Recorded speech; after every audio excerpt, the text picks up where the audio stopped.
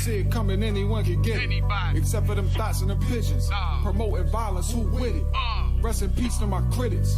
Moment of silence, crickets. I wear my scars like a badge.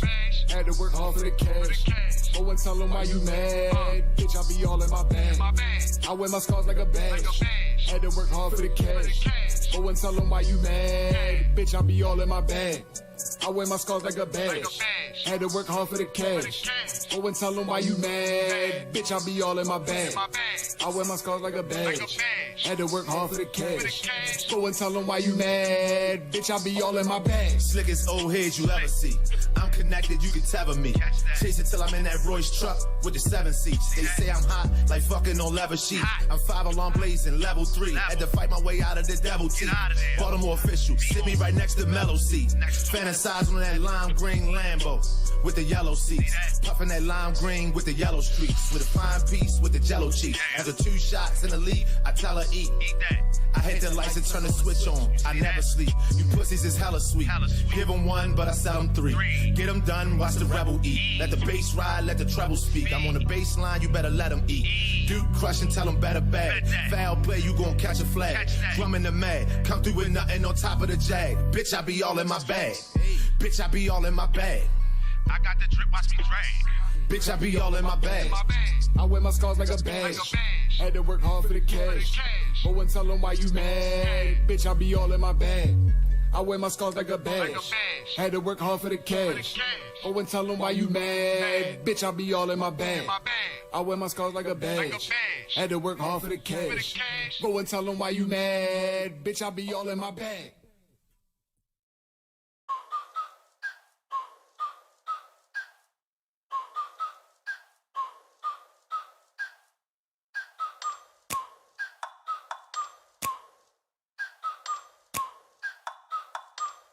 Like, ride with me if you ride with me, you can slide with me if you feel like 550 on the 5 sticky, come get high with me, that's a deal, right?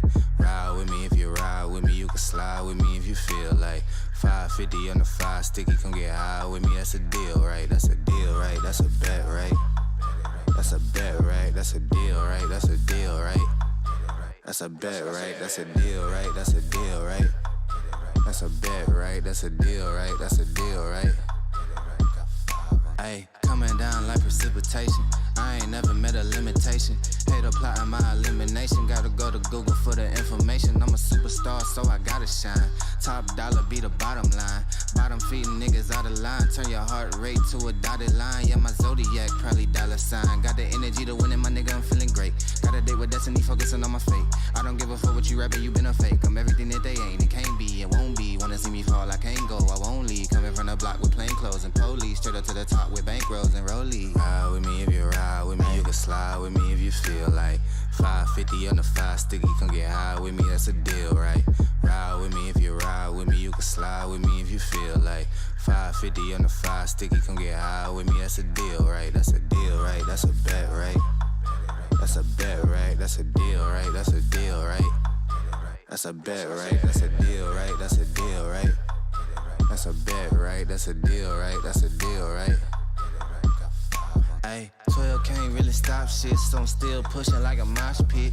Ice dripping, think I'm hot shit. In a yellow bucket with the mop stick. I've been jugging jams like wholesale. Everything must go sell. Hitting bitches with the oh well. Need 100 milli on the low scale. On my worst night, I'm the best nigga. Wouldn't mess with you, couldn't cap to him. Homie spotted me like 700, brought 1100 right back to him. If I can't do it, then it ain't real. I just make dollars, I don't make deals. I've been going hard in the paint, still blowing kush clouds till I can't feel like. Ride with me if you ride with me, you can slide with me if you feel like 550 on the 5 sticky, come get high with me, that's a deal, right? Ride with me if you ride with me, you can slide with me if you feel like 550 on the 5 sticky, come get high with me, that's a deal, right? That's a deal, right? That's a bet, right? That's a bet, right? That's a deal, right? That's a deal, right? That's a bet, right? That's a deal, right? That's a deal, right? That's a bet, right? That's a deal, right? That's a deal, right? Got 5 on it.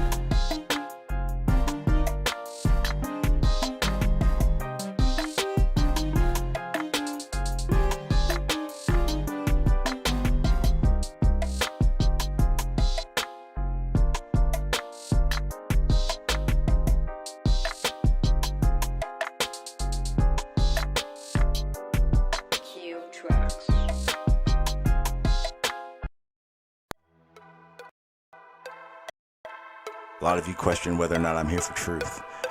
Question if I was a real flat earther. Well, the reality of it is there are no flat earthers. There are only globe deniers.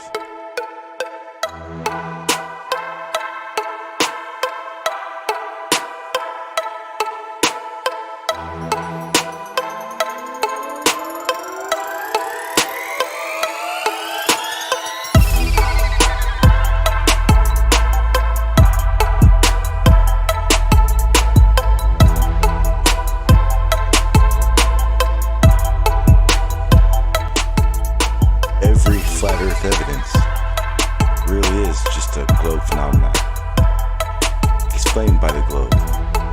Don't you see that?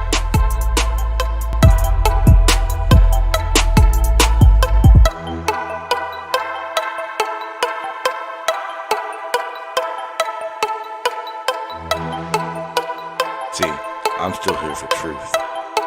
And now there are certain people in my way.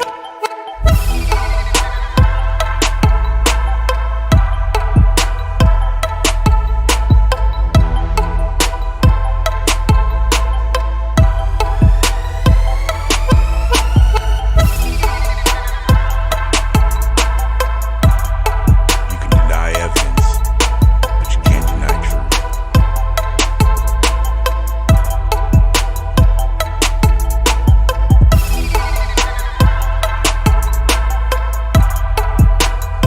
Flat Earth, you ask a lot of questions. I think it's time you answer some now.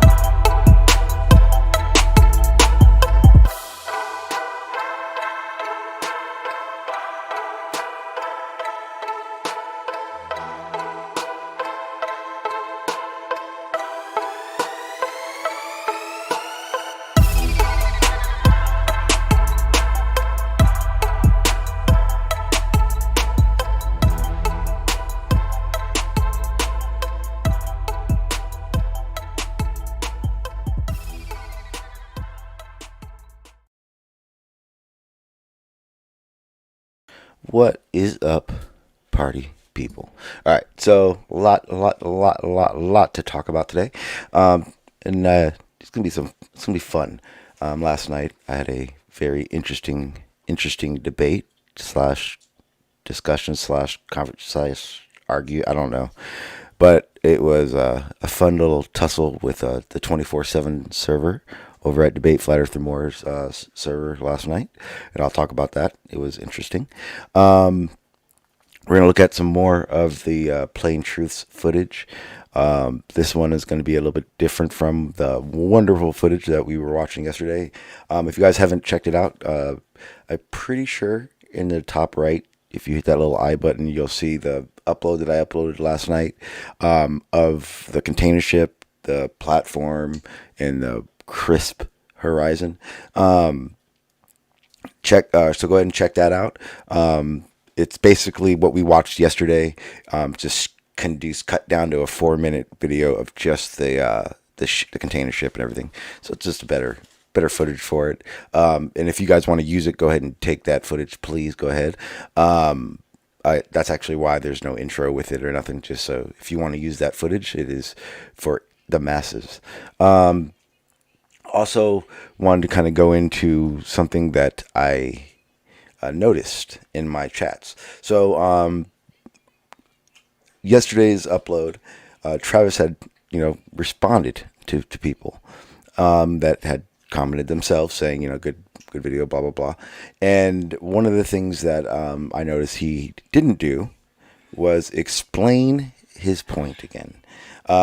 So again, pretty much until Travis is able to explain how refraction is always the case for obstruction, I'm going to continue to ask him how he verifies this. Otherwise, there's really no more argument.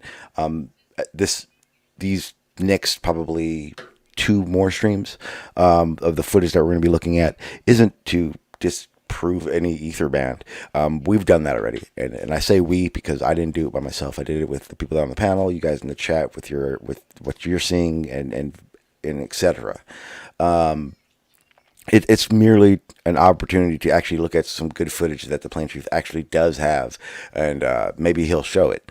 One of the things that I'm eager to see is when he does get to the day that we met up, what footage he shows on his stream, because Travis does the daily, like every stream or so forth. He likes to do the same. The problem is that I've noticed it. I've gotten a few messages from a lot of people who have also noticed that what Travis is doing is reverting back to the same footage. He may start a new day, but 10 minutes into his stream, he's right back to the same lighthouse, the same or platforms, or or that one single boat. And there's a lot of good footage that Travis actually does have in this file that he sent me, and I'm assuming all his files look like this, and he's just picking the ones he chooses to do, mainly the ones that will not show evidence for curvature. So I'm going to show the stuff that obviously shows evidence for curvature. And yes, everything, and he said something in the comments that I want to make clear. Everything that you guys are seeing is his footage. Even when I was there, I didn't have, it wasn't my camera, it wasn't any of my video. It was all his videos, all his photos. So let's make that clear.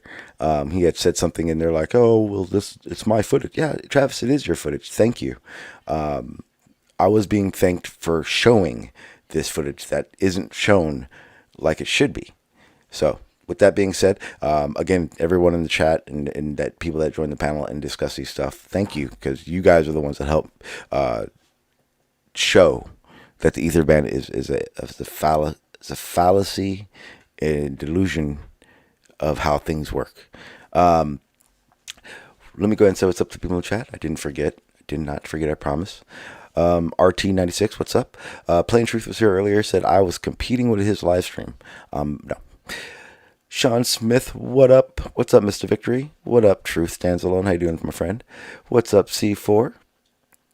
What's up, Esox, aka Pike? Oops. What's up, Arthur? How you doing? What is up, John Watson? John brought up a good point. I'm not sure if John was actually talking even about what I'm going to talk about, but I do want to talk about the coronavirus. I'll be blunt with it. I do have a different view on it now than I did 24 hours ago. So we're going to talk about that as well. That's actually pretty big deal to me as far as I'm concerned. What is up, Arthur? What's up, Tess? How you doing, sir? What is up? What is up, Fight the Flat Earth? I see you in the chat. Thank you for stopping through. What up, Air Horse One? What is up, Willie? How you doing, my friend? What's up, Tony? What's up, Dartman? Let me see. I think that may be it. If I don't say your name, I apologize. I'm still going down the list. What's up, Lori? How you doing? And I think that is it. I think I got everyone. If I didn't, again, I do apologize. As you guys will see on the screen, Pete, Shay, and Tess are both in the voice chat. I know how this may go. I did mute Pete yesterday. I'm not going to mute Pete today, but I am going to, again, police the shit out of my fucking panel, and I will not allow either one of them to be the over-talkers of the stream. Tess is he's a very much of a talker. He does not spew bad information, so it's not as if we want him to stop. So don't think, if you're listening to Tess, don't assume I'm saying stop. I'm just saying that you both are very long-winded at some points and like to overtalk. When you get heated in your points, and I will be making sure that doesn't happen. But otherwise, Tess, you know damn well, we got a lot to talk about, and you bring more than enough sufficient information that you are more than a counterpart or person on this panel that is needed here. So regardless of Pete's little idea that because you're new to the panel, you don't have some right to be talking, irritates me. So don't worry about that, Tess. You are in safe keepings here. Thank you, John Watson, for the super chat. He says, the ether band is not a fallacy. It is a phallus. Oh, thank you, John. I will not respond to that, John, in the text. What's up, Hannah? How you doing? What's up, Brainery? What's up, Farmer's Boy? I see you guys. Let me see. Okay, just want to make sure. Okay, I'm trying to figure out what we need to talk about first. We can go over the footage first. We can talk about the 24/7 discussion I had last night, or we can talk about the coronavirus. I'm gonna let you guys decide that. Let me know in the chat. Pretty much the first one I see, I'll start talking about it, so we're not sitting here waiting for you guys not to respond to me. What's up, Gary? One of the things that or we're going to talk about, it's really just more of a statement in what it is about the coronavirus. Let's discuss its significance. Is it a big deal? 24 hours ago I said no. 24 hours ago I thought the media it was hyping it. Here's the one thing I think I come to realize over the past 24 hours. Yes, the media was hyping it, but if the media is hyping it, let's keep it real. Media is hyping it. Could it be in anticipation for what could happen? You know, like the coronavirus is bad, pandemics, blah blah blah. You know, they're spouting that off. They were doing this weeks ago, and everyone's going, it's not that bad. The flu kills more people, blah blah blah. But I know some of you don't like this. I was watching Joe Rogan last night. Last night's Joe Rogan was probably the one Joe Rogan that I think not only normal people, but flat earthers need to listen to, because despite you not liking Joe Rogan, the man he had on he's basically what he calls a virus hunter.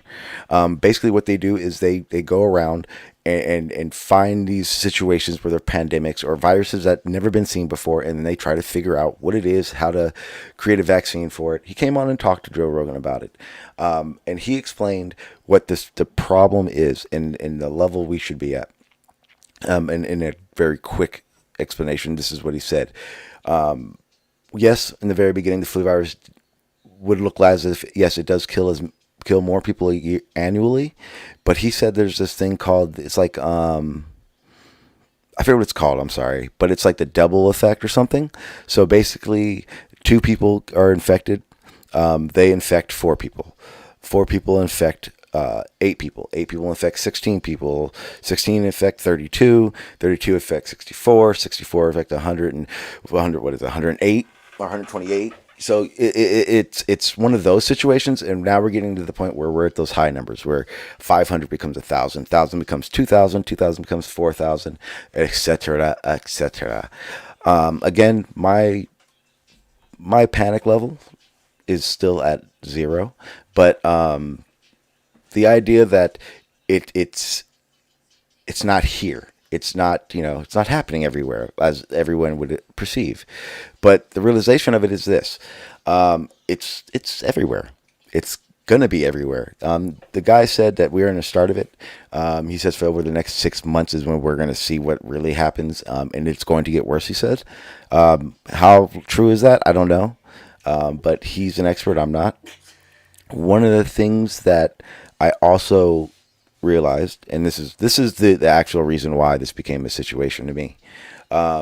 Not because I know anyone that has it, not because I know anyone that's died, nothing. It's a realization that I do live 10 miles from a place that they have decided is a great quarantine place. My girlfriend, she basically works a mile from the place. And even more so, yesterday we got the phone call from our local schools that in San Diego County, all the schools have been shut down until April due to the coronavirus. Now, this isn't the real panic.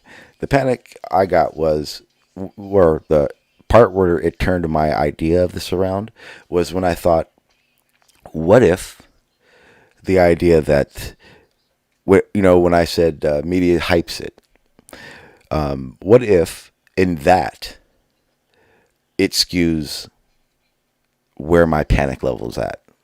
What if me saying the media hypes it, it's not as bad as it is? Or some people that I've seen around, it's a hoax or population control, stuff like that. What if that kind of thinking takes away from the precautionary levels that you should be taking? I'm not saying everyone go get toilet paper. And that's the other thing. Why is it toilet paper? I mean, one of the symptoms isn't diarrhea. I don't really get that. But anyway, that's here or there. But to be real about it, it's one of those things where you go, okay, well, if we felt, all of us, everyone in America, whatever, all the countries felt 2 weeks ago that this is a situation that we need to try to buckle down on, would we be in the situation we are now? From what I got from the guy on Joe Rogan's, yes, we would be. The realization is this has nothing to do with it's killing everyone. It has more to do with it's a virus that is here, and the realization that there is no cure, no vaccine, or whatever you would use for it. I'm not a doctor. I don't know 100%. Is so far-fetched to think that we should be able to just stop it. I can't really get into it as in depth as the guy that I'm talking about on Joe Rogan's. I wish I would have got the link, but anyone could Google search Joe Rogan and listen to the guy he talked to yesterday. And again, I don't know anything about those type of things. Hannah, I really wish I could get Brian on. I haven't talked to Brian in like a couple weeks, so I don't know what his schedule is like, but someone that really knows what's going on, I want to try to get on here so we can talk about it, because the realization is this is just more speculation from my part, everyone else's part. I just wanted to bring it forth that it's not just in these rural areas, it's not just these pockets of awareness that are happening. It's nationwide. I've talk to people from the East Coast, Midwest, to the West Coast. Schools are pretty much all going to start shutting down due to the coronavirus. I guess April is the incubation period, I guess you would call it. They're trying to get it to space out. Problem is that when I was listening to that guy, he kept referring to the how this virus is working. And again, please go look this stuff up. I may destroy information, and this is all layman understanding of it. He was saying that yes, it's affecting the elderly, mostly affecting the elderly with preconditions, which means basically, if you have, an illness or a respiratory problem, this virus will take, this virus will affect you a lot more, and death is a possibility. People at my age, in under 40, it is infecting people, and it does kill. It has killed quite a few, but the one thing that they're not seeing is they're not seeing it affecting kids. It's not, kids aren't being infected with it. Here's the problem with this virus that I even wrote this down in my notes. I wanted to make this very clear. The biggest issue they're having with this virus is the fact that so we'll start with one person, because this is the only way I can explain it. So if this one person has a coronavirus and is showing symptoms, so and two people go around him, right? A male my age, adult my age, goes around that person, and a child goes around that person. What will end up happening is the kid may not even show symptoms. What will end up happening is that kid may just be a carrier. Myself, my age group, may not show symptoms. They're seeing situations where people that are testing positive don't show any symptoms for the coronavirus, but they are passing it along. They're seeing situations where people that are testing positive without symptoms are carrying like a shit ton of like 10 times more virus cultures, I guess, than people that are showing symptoms. And even worse,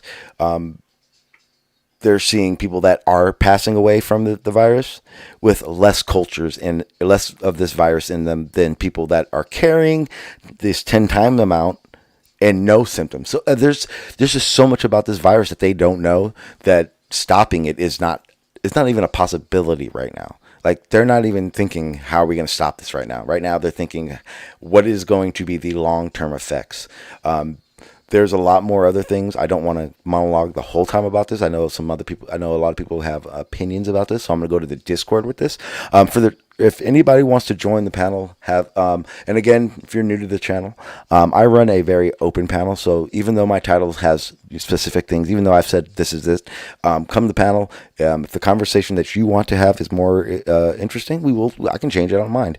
But right now we're talking about the coronavirus. So if you want to join the panel and have that discussion, the link is in the description for the bunker. I will get you verified and you'll be able to talk on the panel, or maybe you just want to listen. That's fine too. But the bunker is where we're doing it at. One of the things that I definitely want to make sure happens today, and I'm going to make this very clear. I do police my panels. I am one person. I am a person. Jose has learned to do this as well. We talked about this in the early when he started streaming. It is not easy understanding who can and cannot be on your panels, and I right now there's a situation where I got 2 people on my panel that I know do not get along, and let me make this clear. I will police my panel. This is not a panel that everyone gets to just free for all. It doesn't work that way. You guys know how I work. If you're new, sit back and watch. The people that are used to this or been around for a while understand when I do stop stuff or say stuff where it's coming from. So do hang on with me on that. Again, guys, Pete is Pete. We know who Pete is. I'm not going to let the monologues happen, so don't worry about that. And if I do, please let me know in the chat, and I will correct it. Because, again, you guys do have to listen to this shit. So, again, let's go over to the Discord server and say what's up to everyone and see how it goes. I will unmute the panel before I even go there. Your only interpretation in your own brain. Of course, we know how society is structured. Good afternoon, guys. I'm sorry to break up the conversation, but that's how it works. How you doing, Sean? Pretty good, Tris. How you doing, my friend? Yeah, I'm a little bit under the weather. I've got a bit of cough, but I think it's just a smoker's cough. I'm not thinking I'm going to keel over and die for coronavirus. That's good. But worry. Don't stay away from people. What's you gotta do, man. My 2 parents, and one's 83 and one's 78, and I cook for them and all that. So I wash my hands. I don't touch their food. I use my utensils. You know what I mean? Yep. I don't go in and cough over them. You know what I mean? Yeah. You know. So yeah, I'm doing what we can, but look, if we get infected, we get infected. But I try to stay away. We don't go anywhere. We sit in the house just to feed us all the time. We go to the supermarket, buy food. That's probably one of the most dangerous things that we do, Yep. Sean Smith, how you doing, my friend? I'm not sure if you're working. Outstanding. How about yourself? Doing good, real good. A little trying to figure out if I need to be in panic mode or just a high alert. But hopefully we'll figure that out. Coronavirus, Sean. You suspect you have coronavirus. Is your butthole sore? Pete, out. Strike 2. Whoa. Okay, no, that was a strike 1. Okay, that's that's strike 2. That was strike 2. Anyway, Lori, how you doing, my friend? What's that? I'm doing fine. Good, awesome. Thank you for joining us. What's your take on the coronavirus? And here's the thing: I want to make sure I talk to the foreigners because I think that the coronavirus is affecting you guys more so than it's affecting us, or first, I guess you would say. So, what's your take on it? What's your height level on it? I'm reasonably. Hang on, Jose. Or fucking damn, my bad. Hang on, Pete. Yeah. Sean was asking me a question, and now you want to respond. I'm actually pretty worried about it, not because of my own for my own sake, and otherwise I might not be. But actually, my father has a medical condition, and if he gets that, he's gone. There's no way about it. Like he does not have the capability of surviving it. So I'm reasonably worried for that reason. Is the in where he lives mainly, is it a worry? Is everyone acting according, or is everyone kind of just playing it by ear? It's a worry. We're not in panic mode yet, but it's kind of ramping up here in Finland. Like we had 100 new confirmed cases just in one day, and for a country like small as Finland, that's quite a lot. Yeah. Are businesses, schools, and whatnot shutting down and all that? Not yet, but they are preparing to maybe start doing that. Yeah, that's what I'm starting to see. One of the things that I did notice, and I haven't figured out why it seems odd to me, but they've all, like, everywhere. Italy, a lot of places in the United States, a lot of different places. It's like this deadline, like April. For like some reason, April is like when everything's supposed to be fine. It seems like they're seeming, because like I said, my son's school shut down. A lot of other schools around here shut down, and all the until is always April right now. And is that just like a deadline, or is April that 22nd, Sean? Yeah. April 22nd. Yeah, is that just like a good date for them, or is you know what I mean? Is that why didn't you welcome me to the panel, Sean? That's about why I interrupted Pete, Laurie. Pete, I'm about to stop it. Okay, well. But here's the thing. But he hang on, because the thing is Laurie made it very clear that he personally in depth into the coronavirus. So I'm it's called a conversation, guys. Hang on, time out. Yeah.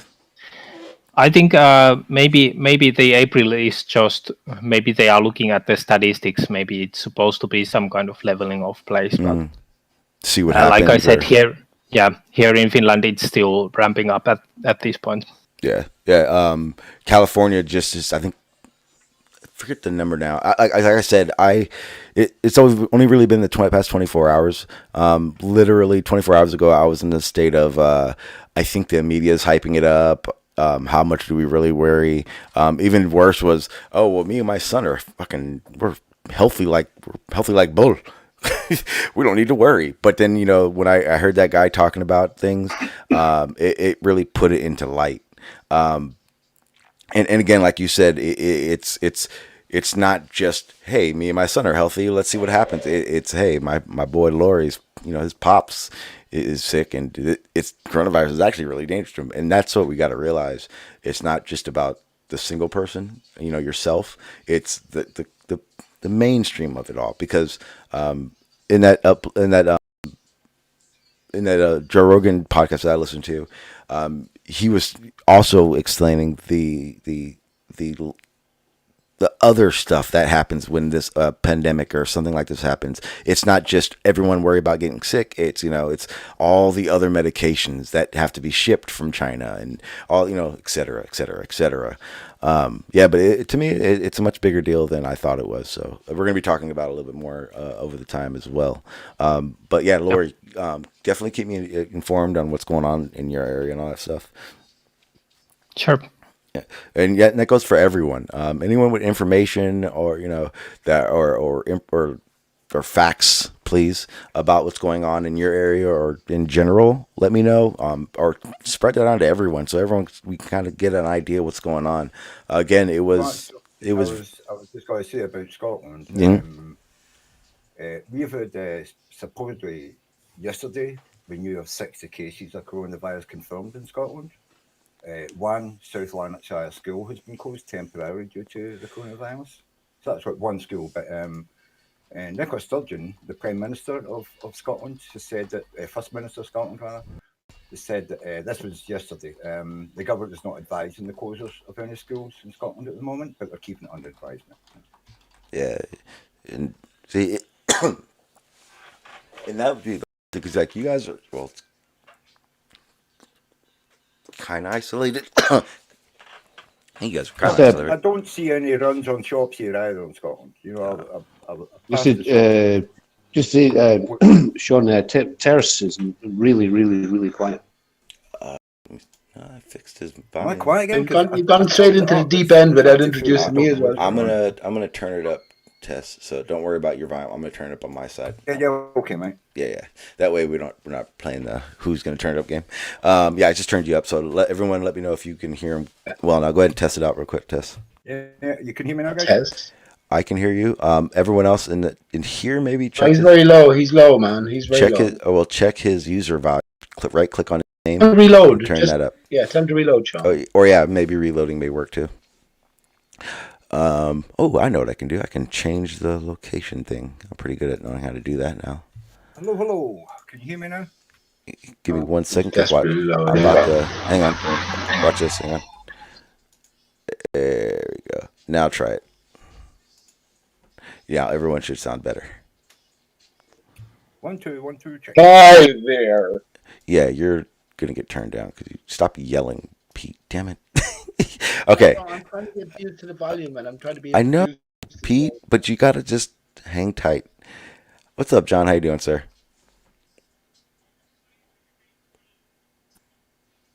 Yeah, I don't even hear you now, John. You gotta refresh. Can you hear me? Yeah, hang on. Can hear you, Pete. Can't hear John. Yeah, John, refresh. Can't hear John, and Terry is quiet. You're grand, Sean, for me. Are you Yes. trying to say I'm quiet again? He's just talking No, to I can hear you. You're fine. I can hear you just fine. John, you gotta back out and refresh because I can't hear you at all. He's fine again there, John. Okay, Sean, you can hear him. How you doing, Pete? Yeah, I'm just saying that John came in and he said hello, and you could hear him. I could hear him anyway. I don't know if you just gotta say it again. I didn't hear him. All right. Oh, until he comes back. How you doing, Pete? Yeah, listen, not too bad. And when I interrupted Laurie there, I was just thinking you'd introduce. Well, I was talking to Terry beforehand, before getting deeper into the. His name is the Terse. coronavirus. Very interested in that you mentioned April. Everything seems to be piling up towards April. I've been talking about a day, 22nd of April, 22nd of the 4th, or 4/22 for certain reasons. But yeah, I mean, Ireland is shutting down here, right? I have no fear of the literal virus itself. I think it's something more positive. All the illusion is sort of shattering. And corona means crown as well. If you feel sick, well, maybe it's part of a transformation, right? But otherwise, you have to discern yourself where everything is at. Most of the public are going to be swayed and carried in the flood of whatever's to come. If there's no higher purpose in your life, right? Well, then you go where you go. For me, I'm calm, I'm happy, man, because I always knew the illusion had to end, and the coronavirus sweeping through these changes, that's fine. I'm fine with me. It's associated with the sun, Sean, and as I said, it translates as crown as well. My son Stephen, Stephen also means crown, so that's pretty poignant. But I'd have a lot more things to say about just the timing itself. April 12th is Easter Sunday, right? Easter, Ishtar, Istar, Aristarchus Sunday. And April 12th was also the date of the sinking of the Titan, or the sailing of the Titanic, Sean. Good mic check. Let me just say this. And I know I could go into in depth. Let me just say this, and I'll finish up, right? But April 12th, Easter Sunday, in the heart of April, April was said to be the month that the Earth was created, right? But from April 12th to September 11th is exactly 6 months. Wait, Pete, Pete,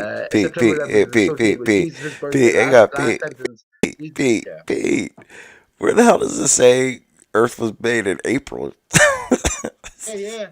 Earth is being, the Bible literalist. One particular Bible literalist, I think he was an Irishman, O'Kerr.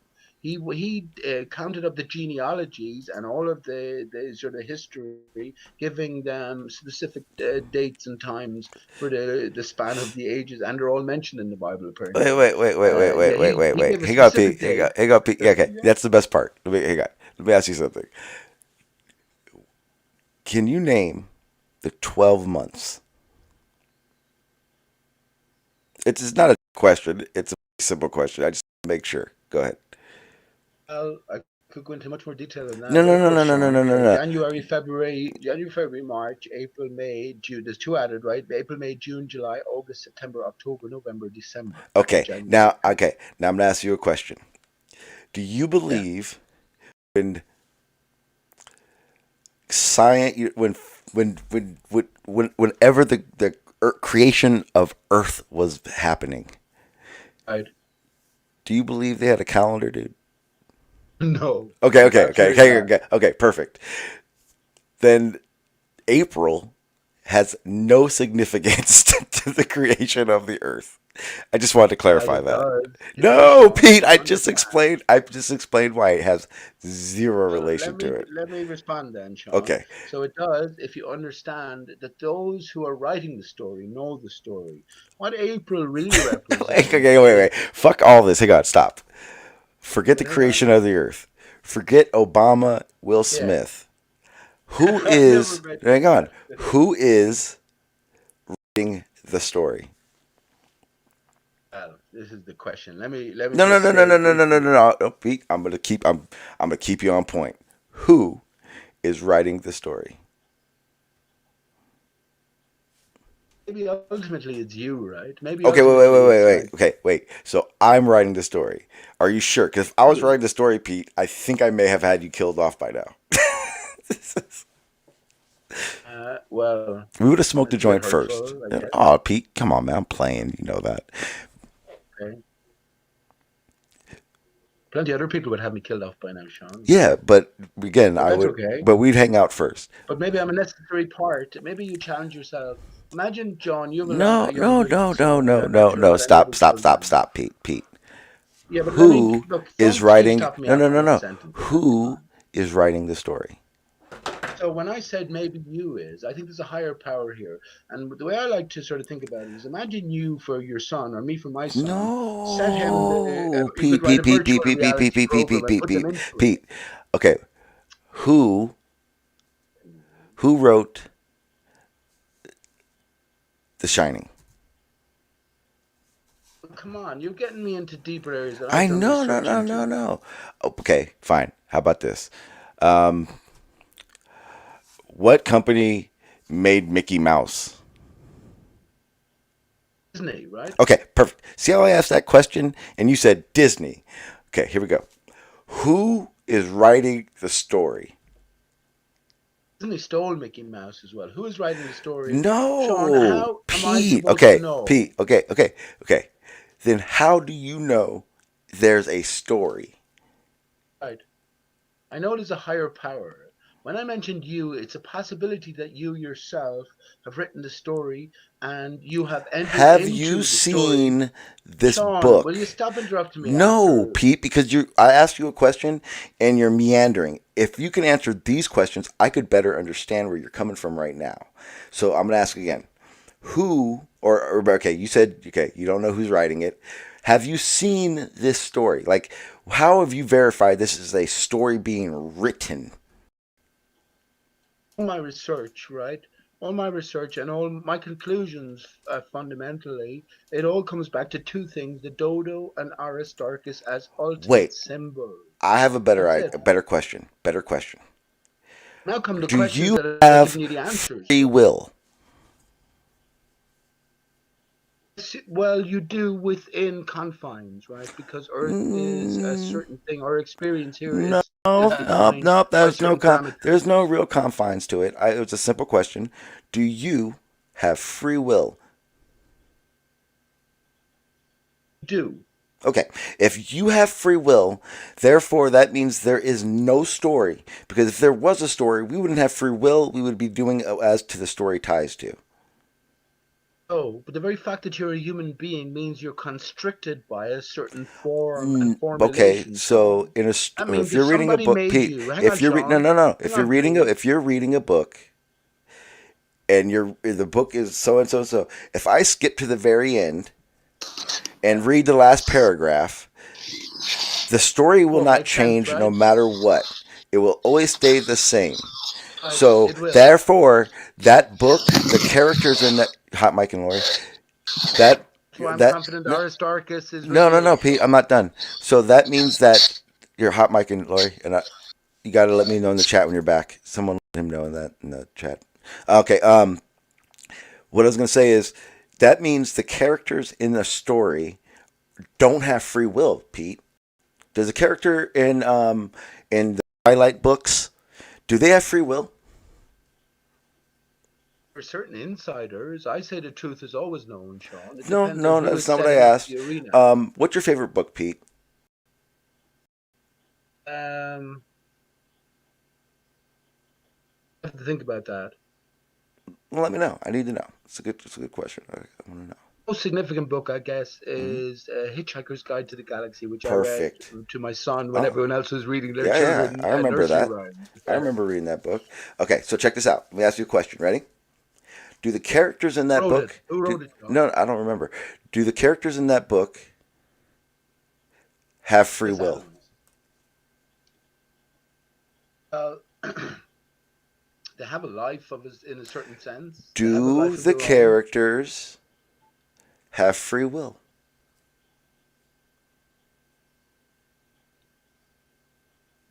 The answer is no, Pete. The characters don't exist in yeah, reality. oh, yeah, you're right. Yeah, exactly. It's a story.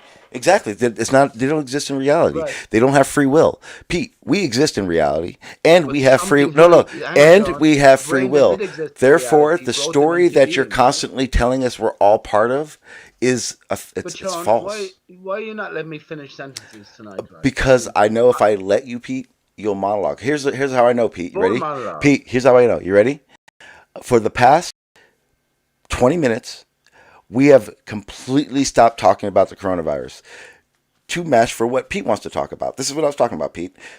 Oh, so if we're going to talk about Pete, we're going to do it my way. I want to know about your story. So if we are all part of this story, we are characters in this story, we don't have free will. You don't have free will, Pete, correct? Okay, well, let me answer anyway before you coming in, because there's a greater story involved. Yeah, here, see, that's what I'm trying to get to. You keep saying a story. But when you talk about free will, when you if talk there about is the a creation of story, book, okay, I'll let you finish. Right. But here's the thing: if we are all part of a See, story, look, again, I only got one sentence out. I know how you. It's my stream. Okay, so here's what's going to happen, Pete. So since we are characters in a story, you are saying that you, John, Lori, Sean, myself, Tersh, we do not have free will, correct? Oh, I said we had free will. Oh, okay. So when we go to the Hitchhiker's Guide to the Galaxy, I asked you a simple question. Yes, it's a book. It's a story. It has characters. By someone who has free will, right? An Listen. Okay, fine. Yeah, you're 100% right. They had free will to write that book. But are the characters in that book, that story, do they have free will? The answer is no. Therefore, you continue to say that we are a character in a story. That makes it false, and you know it's false. Why? Because you say you have free will. If you have free will, we are not in a story. You are not a character. If I have free will, I am not in a story, and I am not a character. Pete, understand this. This story you're talking about makes zero sense because if you have free will, your story is already false. Period. Sean, can I just ask you a quick question? You haven't let me hear one coherent sentence out. But the best part about it, Pete, here's the thing, Pete.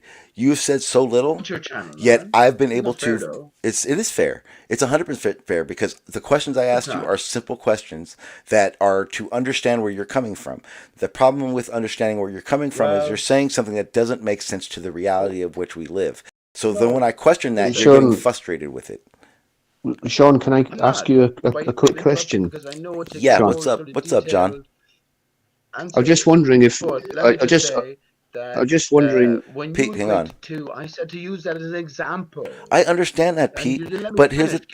I know I didn't let you finish because, Pete. Because again, what the fuck is going on, Sean? I asked you questions, and you weren't answering them, so I helped you answer them. And then there's a problem. There's a kink in your story. Again. We have free will. Tell me my story then, Sean. No, I don't. Here's the thing. Okay, how about this, Pete? From the time you were born till yesterday is your story, correct?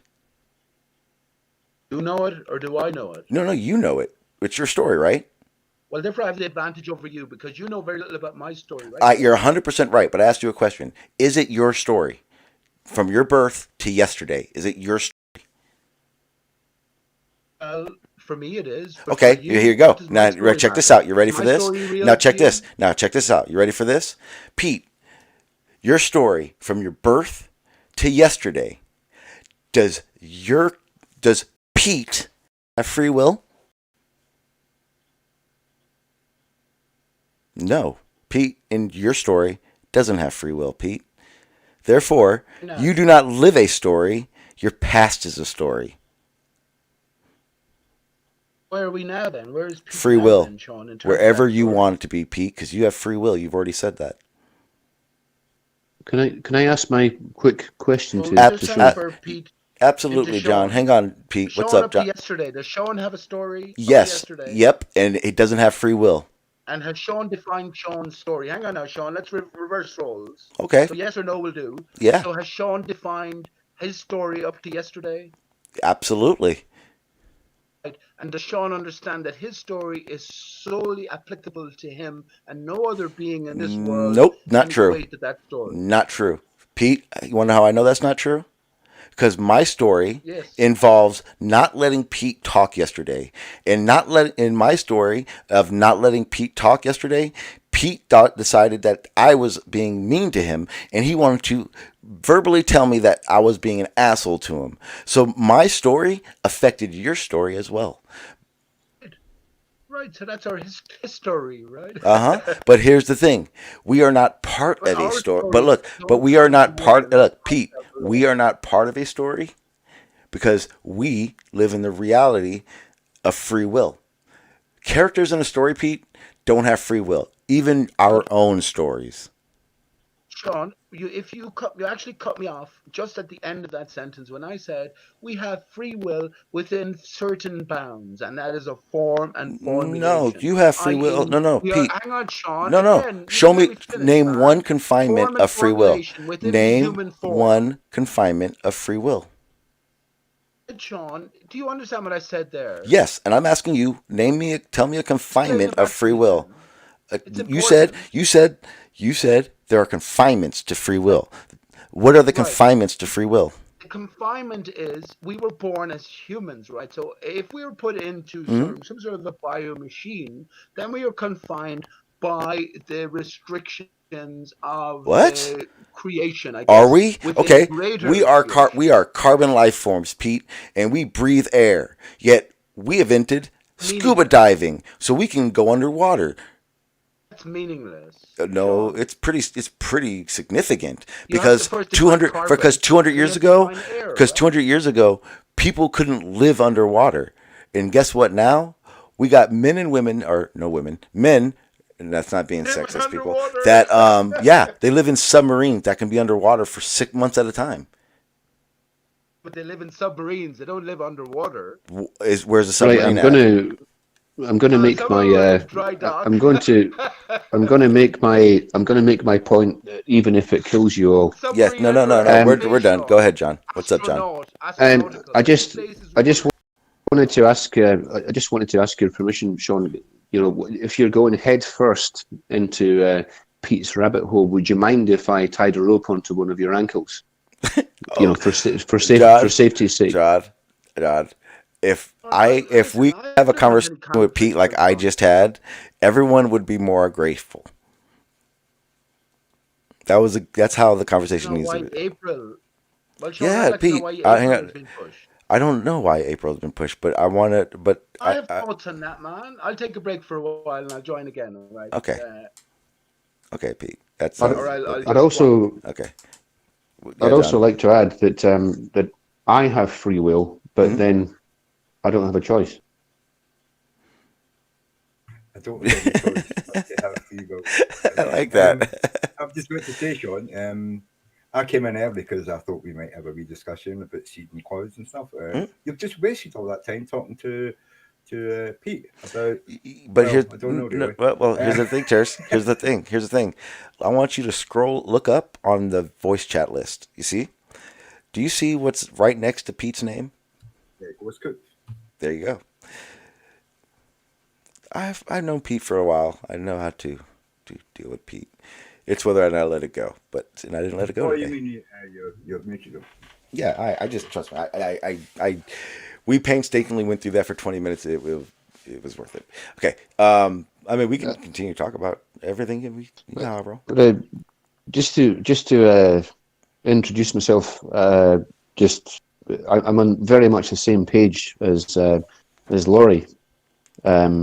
As I said in chat, the shit is starting to hit the fan in Scotland, and I have well, both my mother and father are in their late 70s with underlying health complaints, and I don't hold much hope for them if they get the virus.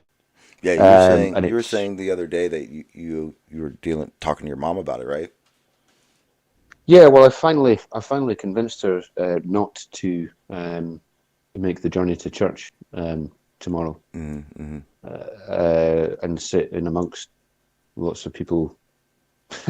Yeah, and I'm not sure. so, Did you hear earlier about when I was talking about the things that they're finding? Like there are people that are carriers of it that show no symptoms.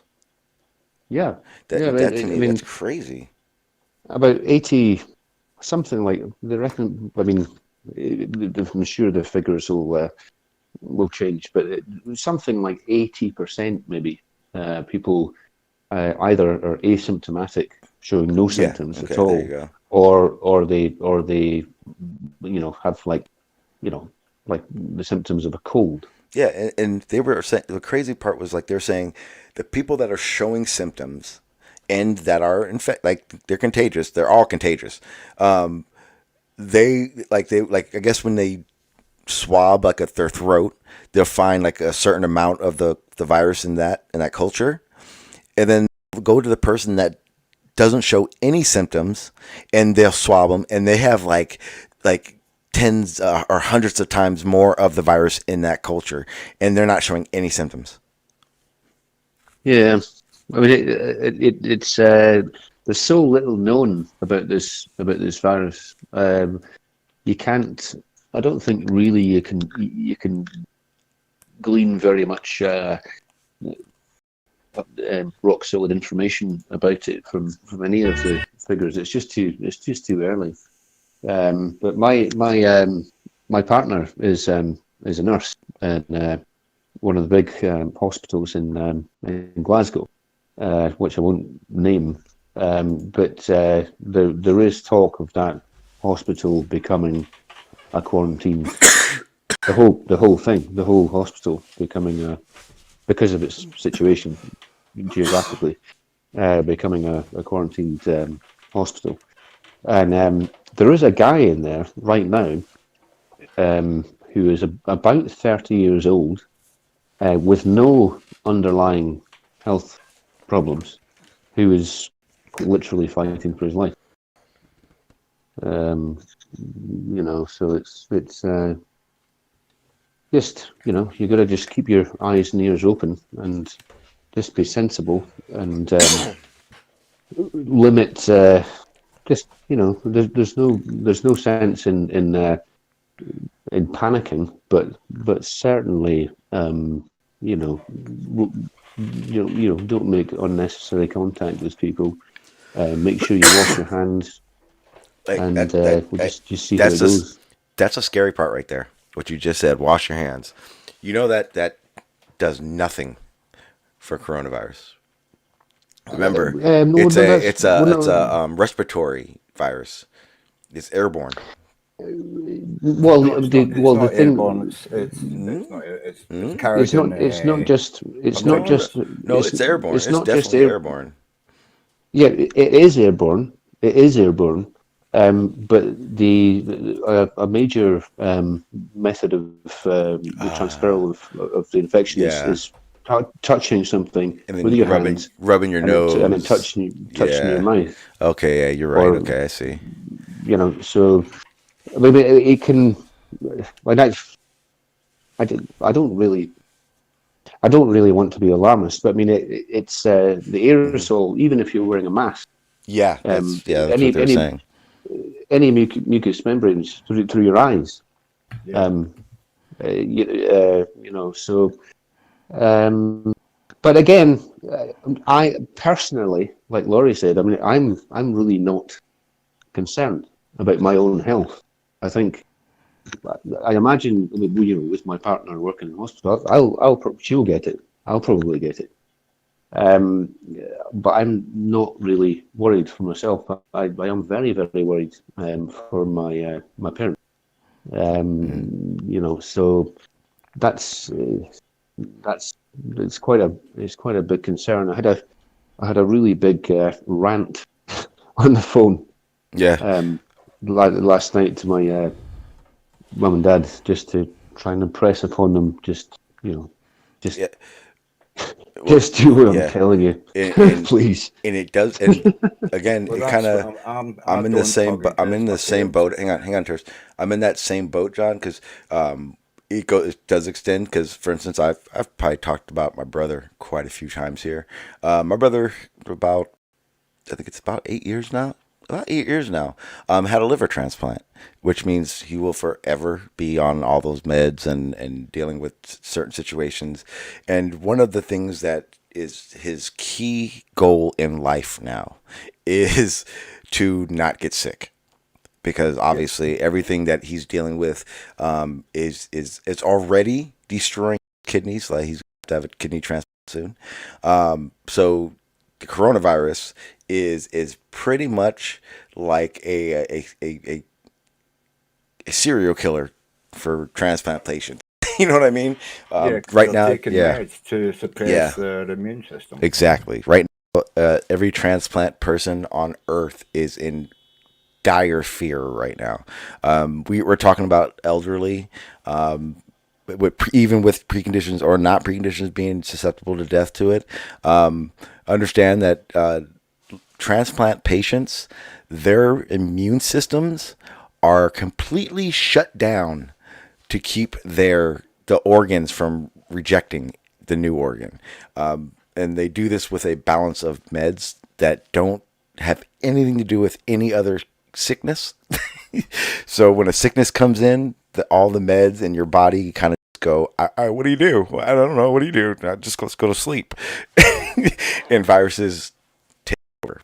Like, those are 100% cases, and that's another fear. So yeah, it's like you were saying, John. You don't want to instill a panic, but what do you want to instill? You know what I mean? Like, what do we stand? That's kind of why I wanted to talk about it, because it's you don't want to panic. That's ridiculous. Panicking never helps. But when do you stop going, okay, but I still got to live life, and we'll see what happens. Well, When, you've you got know to what I try mean? and learn some precautions. So, I mean, when I go out, I have outer clothes that I wear, and when I come in, because I'm talking to people in the shop, I Still come in really, my really room, take quiet, my outer Ters. clothes off, then I go and wash, and that way, I'm hoping that I'm not taking anything else into the living room where my parents are sitting. Yeah, I see what you're saying. Yeah, it's for me. It's I live in a different world of, will I catch it? Why? Because, to be honest, I don't really like being around a bunch of groups like that. Not that I'm like agoraphobic. I just don't. It's just not my lifestyle. My lifestyle doesn't. I say with party people, but I don't go to parties. So, and at work, I work construction. I'm in a closed cab machine. I don't have contact with people like that. I'm not in an office, pretty much. It's never that type of situation for me. And then, I might drive home, or even when I train with the same people, and it's the same 10 people. It's not 30 people, or and it's not 1,000 people on those mats a week. It's a private gym that I train at. So, I would suggest you stop going to the gym and train the house. Some well, dumbbells, do some push-ups, some well, jump. that's the thing. Where I train is my coach's house, and the people that we train with, we're a very small group. It's only 10 of us, and no one else comes. It's not like new people coming at all. So I know who's there. And in combat sports, there's kind of a ethics in sick. You don't come to the mat because basically that's when you start talking about herpes and what do you call it? Staph infections and other infections that you get on mats and gyms from assholes that don't fucking shower before they get on the mat, or assholes who go in the bathroom barefooted and walk on the mat. There's an ethics in combat sports, especially when there are mats involved, because, God, oh my God, Gyms, just so everyone knows, gyms. Not even the equipment, the floors. Understand this. Those floors carry the worst bacterias you will ever get. Athletes, all that shit. It's up to you to protect yourself. For instance, like I was saying, Church, where I train at, every night we train, the 10 of us, or sometimes 6 to 10 of us, we bleach the mats every night, or 3 nights a week. We are very aware that we want to keep our skin and our health good, because once you get staph, you're kind of susceptible to it.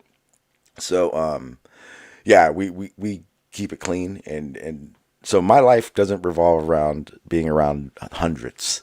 But again, my like I was saying, my brother, he coaches football. Say, so if you're using bleach, add a little bit of soft soap to it, mate. You'll find that it kills a lot more germs. well, I was just what I meant. But it's Can I just say, just to go back to the COVID-19 thing? One of the things that really does worry me, what did I say? I personally, I really am not worried about my own mortality. But the disruption to the supply chains, supplying supermarkets and what have you, and stuff like that.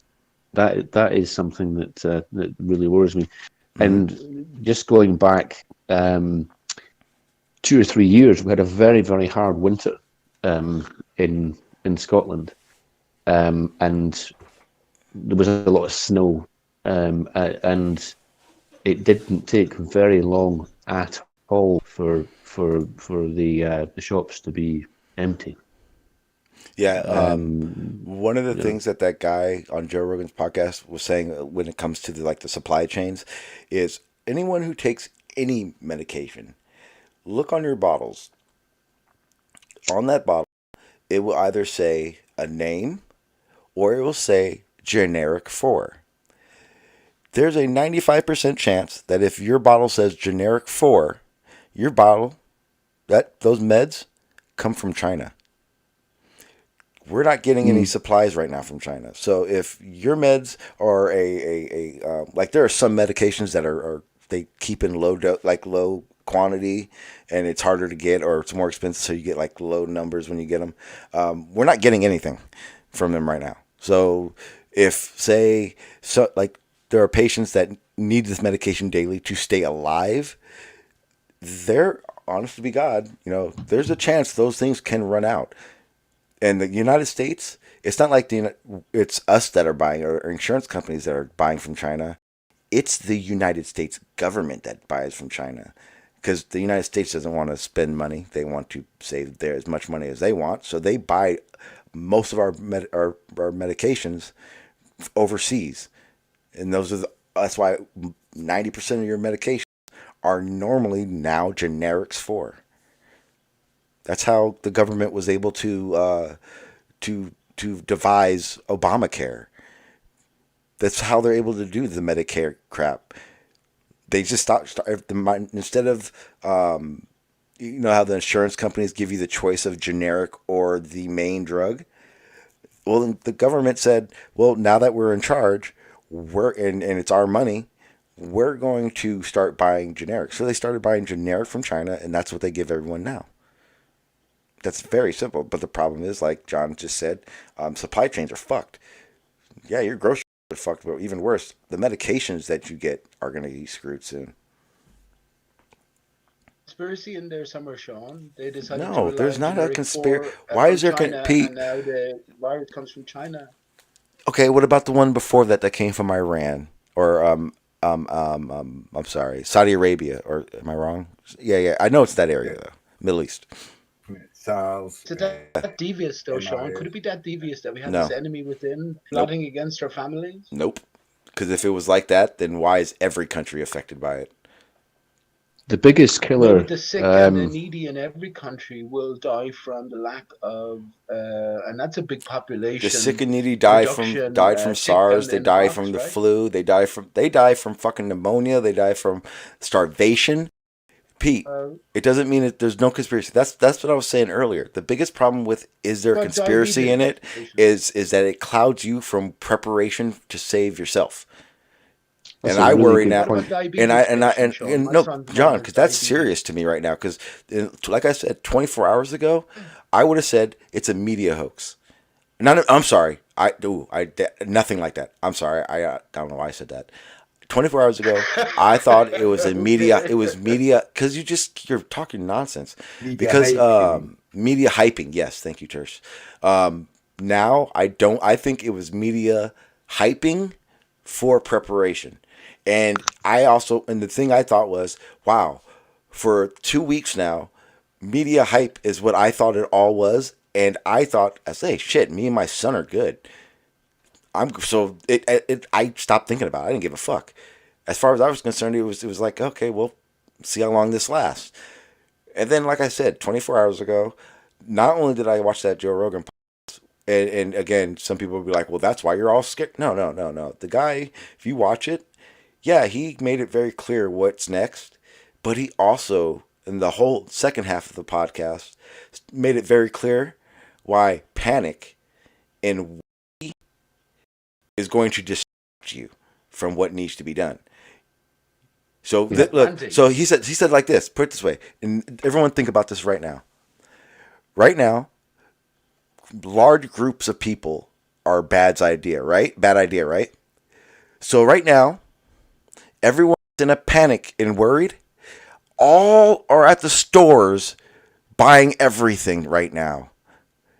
Large groups of people at a store buying out everything.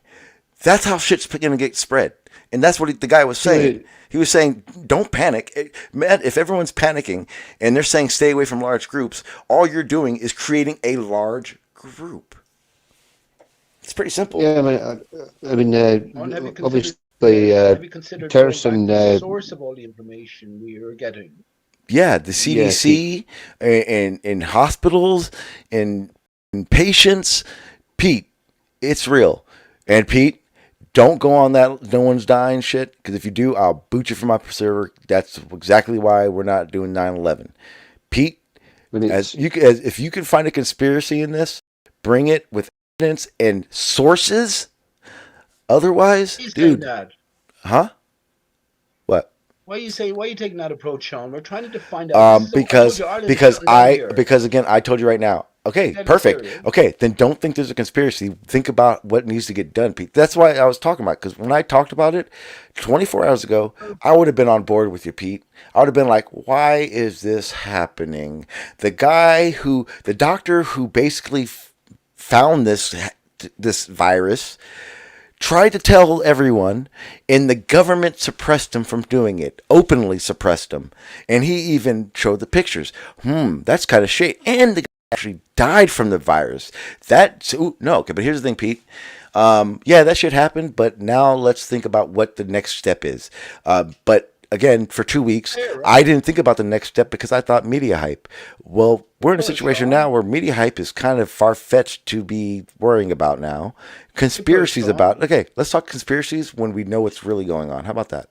It's too early, Pete. What if they've always set a final date for April to usher in massive changes? They talk about Antichrist. Okay, perfect. Okay, Pete. Pete. Okay, Pete, here you go.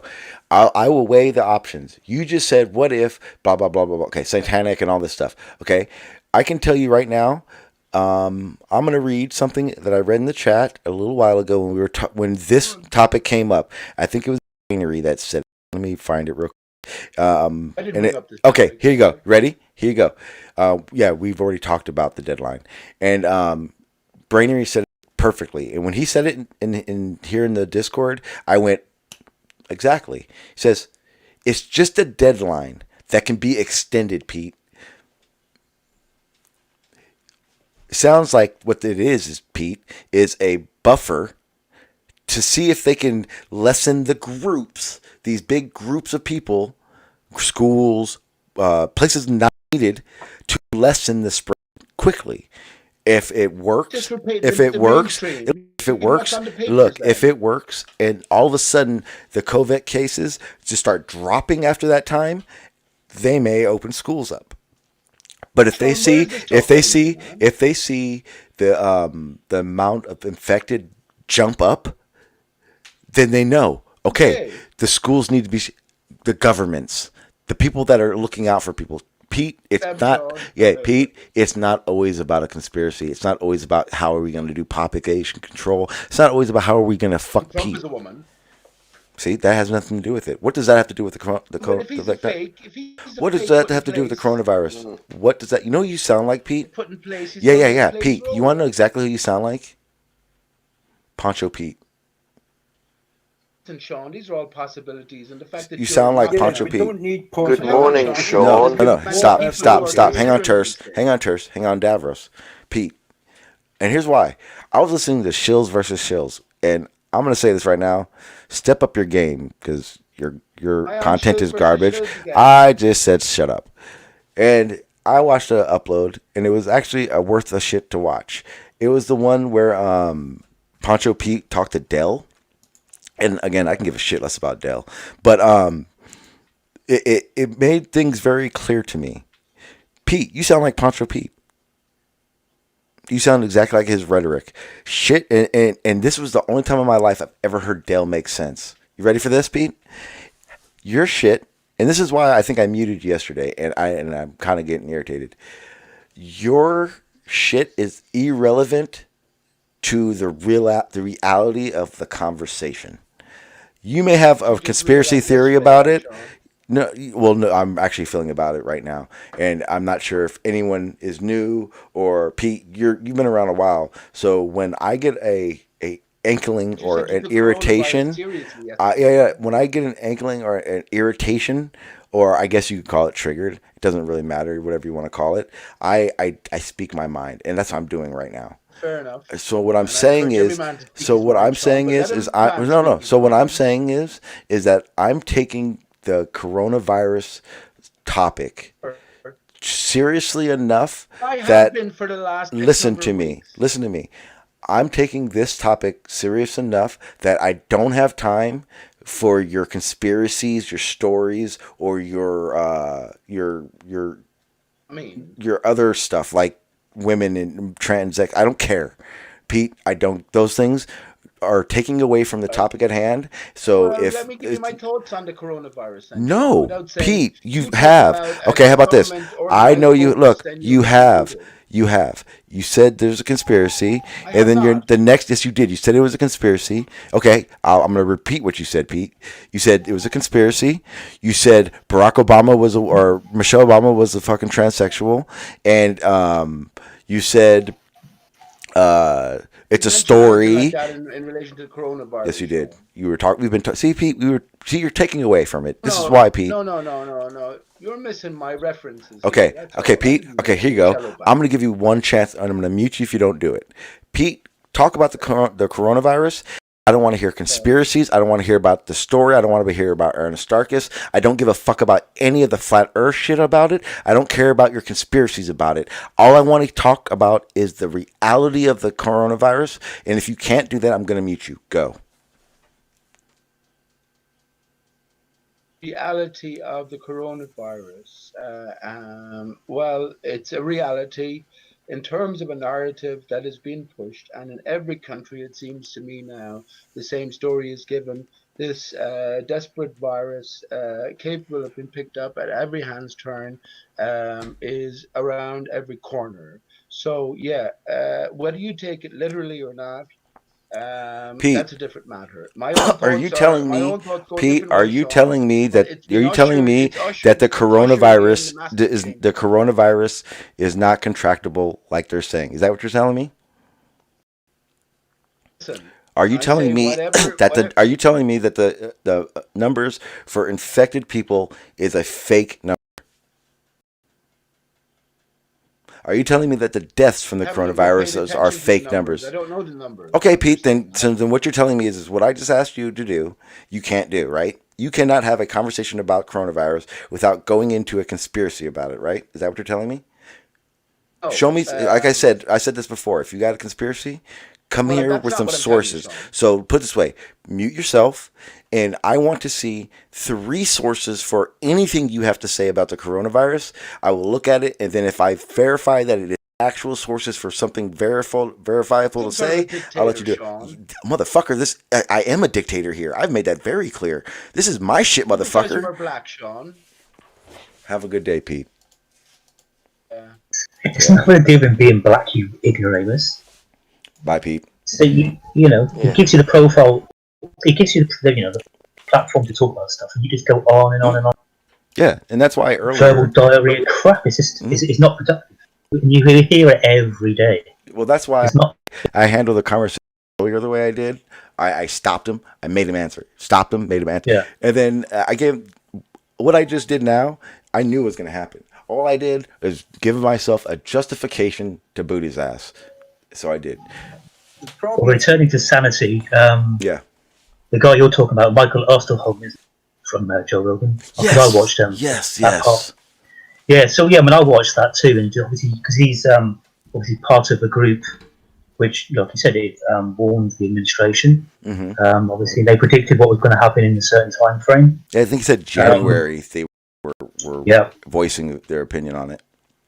I think he also mentioned as well, didn't he, study in Germany, wasn't it, where they were told as soon as you get symptoms, you tested them, and they showed a huge number of the virus in their mouth already. I mean, it's a 4 days incubation period. Yes. And so by that time, before you even know, you could have been, seeing loved ones, going to work. Yep. And it's I mean, if it was a short incubation time, this would be under control already because it'd be so easy to track. But obviously, with people traveling on planes, going to different countries, it's nuts, And I kind of, the part of me, kind of a little bit worried about the US and just how things have been handled. I mean, you had at one point Trump saying the whole. Obviously, 2018, the CDC had its funding cut, especially the department which handled pandemics. Mm-hmm. And so it's kind of a bit ostrich-like, put your head in the sand in terms of how it's going to be. And when it comes to testing kits, I know you have a bill passed. So now all testing kits are free, but that took its time. My understanding was a Chinese billionaire who's donated more testing kits than so far the US, actually what the US government has. But over here, we've already had the Prime Minister have a speech. He's already said, expect to lose loved ones, and currently we're not doing a whole lot. So Ireland have started closing the schools. I mean, the football stopped. I think there's about 1 game played today behind closed doors. But I think we're kind of being used to control group and not doing much, if anything, at all at the moment. And I think even our former health secretary, who was bloody useless, has actually spoken out and said about how little we're doing, which is, it's not great. I mean, it'd be nice if we'd actually be able to start doing something rather than sitting on our asses. I think the idea is they wanted to spread through the population, and then somehow that's going to create a herd immunity, which is just madness. They talk about flattening the curve as well. So obviously, this reliance on herd immunity. Firstly, it's going against the World Health Organization strategy, and there's no. I mean, there's already evidence. I think, particularly from China, of people repeatedly contracting the COVID-19. No, it's not repeated contraction. It's resurgence of. We don't have an inoculation against it. Well, I mean, wait. What does that mean? The resurgence. Yeah. It means to make a return. Well, like a lot of people. You've recovered, but then Actually, The Simpsons did a good one about this. No, right? well, I'm asking: Bart is Simpson. is that term more of the group of people, or are you talking about a patient? Individuals. Okay, individually. that's what I meant. Okay, I mean, there is talk of even though China. I mean, if you look into the measures China have taken in this, it's to a point where if you walk into a building, they test you. If you go to another building, they test you. If you go home, they test you. And as soon as there's any sign, and obviously then there's a series of tests which take about 4 hours, and then from there they isolate you from the rest of your family, because obviously going home to your family, you don't spread it. And they talk about flattening the curve as well, which basically, if there are a large number of admissions to hospital, then that's when it's going to get out of control. So the idea is to kind of keep the curve more flat, because if once the medical establishments are overwhelmed, then that's when it's really difficult to actually contain this. And obviously, then in China as well, it's a case of when people are told to go back to work, because at some point they've got to have the industry running, and what's going to happen then? What they're saying is that the virus itself has got a curve of triples itself each week, right? Or each day, is it? No, each week. I think every 7 to 10 days it triples the amount of people who have been infected. So what they're trying to do is, because that's in normal times when people are going about meeting each other in groups, they're trying to restrict the amount of people who meet in big groups in order to try and stop that exponential growth. So if they can get that down to just doubling itself every week, then they're going to see what they're less trying people, to do is at the end of the month. And so that's what they're trying to do. That's what you mean by flattening the curve. They're trying to stop the spread as quickly as what it is now. The curve is to stop hospital admissions. Yeah, that's a bad one too. This is the problem. Yeah, it's the amount of people presenting to emergency departments that is overflowing the amount of triage people required, who can't then go into secondary care of people who have already been admitted. That is the curve they're trying to stop. Now, to stop that curve, you have to do what has just been said: limit the amount of people going out and meeting in groups, which limits the contamination rate. By limiting the contamination rate, you limit the amount of people going to ED. By limiting the amount of people in ED, you're freeing up resources for the rest of the hospital. Well, yeah, I mean, they're trying to get you not to go to hospital, or not even to walk into your doctor. They want you to stay at home if you feel your phone up and make an appointment to go here. They'll take you in and treat you through a different door. Okay, and you're not sitting with a bunch of people waiting to see the doctor and perhaps infecting them. Well, here's the problem. There's a bunch of groups, I would say, that are going about it their own ways. For instance, another situation that's going on down here. I believe it's today, maybe it's tomorrow. There's a location, I think it's probably about 10 minutes from me, that is giving out free corona test kits. Drive up and they'll give them to you. How did you get your own test? But if you can't read that test, how are you supposed to know? I have no idea. I haven't looked into it. I just think, oh, that's one place I won't be going to. Yeah, definitely. I mean, you've got to take either swabs or a blood or something. I think, you know what I mean? What the hell? I think what they want you to do, is if you're taking the test, you're supposed to quote unquote quarantine yourself. Take a swab, and I believe you're supposed to put it in some kind of bio bag or some shit, and then send it out in your mail. I think or drop it off. I don't know. Don't quote me on that. I don't know.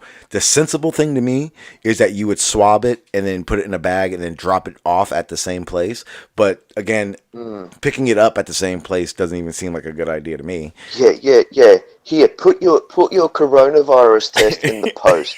Yeah, that's smart. Hope the bag opens up and then infects all the mail for the area. Yeah. None of this sounds like a good idea. I don't know. That's why I said it. I don't know. I'm stupid at this topic. I just know that there is a place. Sick, mate, I just know for a fact for 7 days. You know. I do know for a fact. Then if you know, you can call there's it's kind of like lick your dollar bill and then pay for your shopping. Listen, I've stopped taking money at the bank to pay for things. I just tap. Hey, I'm gonna tell you right now.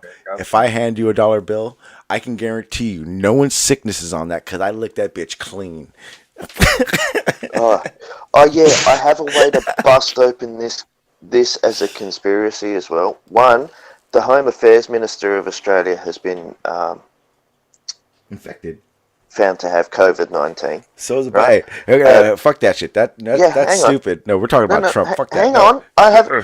Hang on. I'm cutting you Hang off. on. No. But I was going to talk about the schools that were shut down. It wasn't the government that shut them down. It was the principals of the schools that shut them down. Not in San Diego. I can tell you right now. No, here in Australia, two schools that were shut down the other day were done by the principal's word, not by the government saying to shut it down. Okay. Because someone rang the school that day. Yeah, someone rang the school that day and said, "Oh, sorry, my husband has just been diagnosed, or my wife has just been diagnosed." The principal then turned around, sent the children home, shut down the school. Okay. Well, here in California, the state shut down. They shut down certain districts, and it was, I think, about 60% of the schools in California got shut down. New York. Well, did Nathan come California. into your area? Hell no, that was on the East Coast. Haha. But here's the thing. Okay, so we're gonna change the topic now. We've done a long time, and I think it's time to bring it back to a more uplifting time. Oh, like looming? Like like some of Travis's footage. Yeah, I saw that thumbnail of yours, right, when I woke up, and I'm like, oh, I'm going to have to come in. I want to look at this shit. Yeah, that's Travis's good stuff. And then I hear Pete Shea going bananas. Yeah, I was in the middle of getting rid of him. The truth. Okay, let me see. Okay, so I think, let me check. Yeah, see, I got the problem I have. Hang on. See, see, that's funny. Me and Travis are going through this whole situation, and he's using other. Why doesn't he use? That's funny. Hey, someone. Yeah. Why? Yeah. See, he keeps using crap. He's using other people's crap now. That's weird. I would wonder why he wouldn't use the upload that I just made. That's very clear. Incredulity much?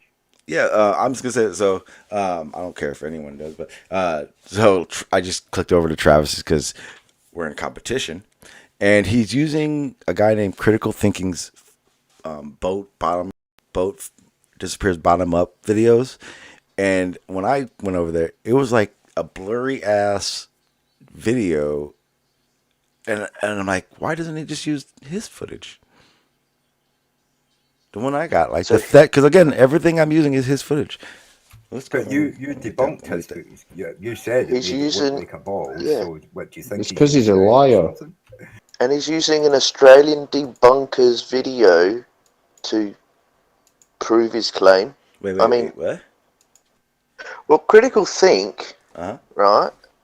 He's an Australian. Oh, I love when they say it's fucking flat. Someone needs to talk to Becky. I love her, but damn. Hang on. I'm getting the video up, and I'm going to make it so you guys can see it here. We're going to start with this one. This is a sailboat that had an eye for. I don't remember everything that happens in this because I'm still going through everything, but I knew this sailboat was a pick, and so we're going to watch that one a little bit. Enjoy it. Look at that swell. Oh my god, hold the fucking camera straight. No, he's learning how to do the tripod. Remember yesterday, the tripod, when he sets it up, it drops on him. So he's learning to pick it up and lock it, I guess. Get a new fucking tripod. No, they are a new tripod. That's why he's learning them. But a tripod shouldn't drop. Well, that's why he's learning how to set it up. Just look. Look. Okay, so he's been doing this shit for years. Hang on. Here's the thing. So there's audio to all this, and we're gonna go through that audio at another time because there's some issues with everything. I'm not playing in the audio because to me right now the footage is what I want to be reviewing. But yeah, the audio is gold, and it says a lot about what we're looking at. So major swells, but we've got the horizon behind the boat. But if I'm... You hear that? Can't hear. Yeah.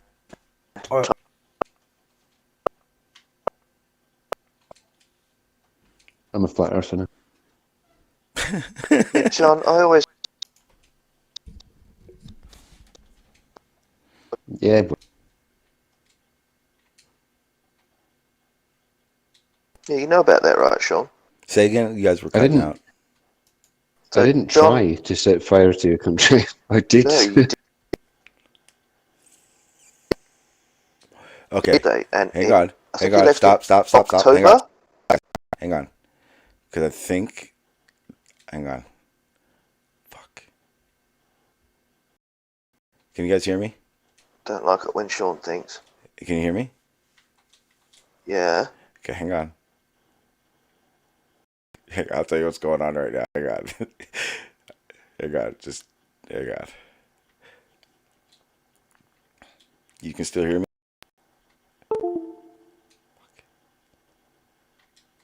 I can still hear you, but I can't put the YouTube video on because then I hear. Yeah. you Wait, know, hang on. Yeah, I just need to make sure you guys, I'm still connected. Hang on. Okay. So my computer just flipped the fuck out. Everything shut off. Right now I don't have any of my screens. Hang on. I'm trying to wait for everything. Everything's just flashing right now. Give me a second. I shit you not. Sean, what your you need to do internet's is you got need to make it corona. full size, put it back to the start, and then you. Oh no, not the stream. Everything. My Discord, my OBS. Like I said, I have 5 screens, and I have 1 screen working. So I'm trying to figure out what the fuck is going on. Hang on. I'm scared to touch anything. But I definitely need the screen to turn on. That's off. Fuck. You try turning, checking the plugs are plugged in. Yeah, but usually you don't want to have to check all the plugs in the middle of a stream.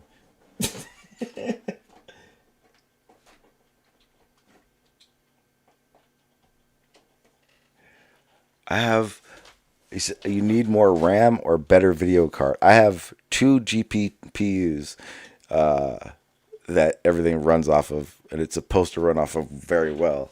But yeah, I probably I need to upgrade my processor. I know that.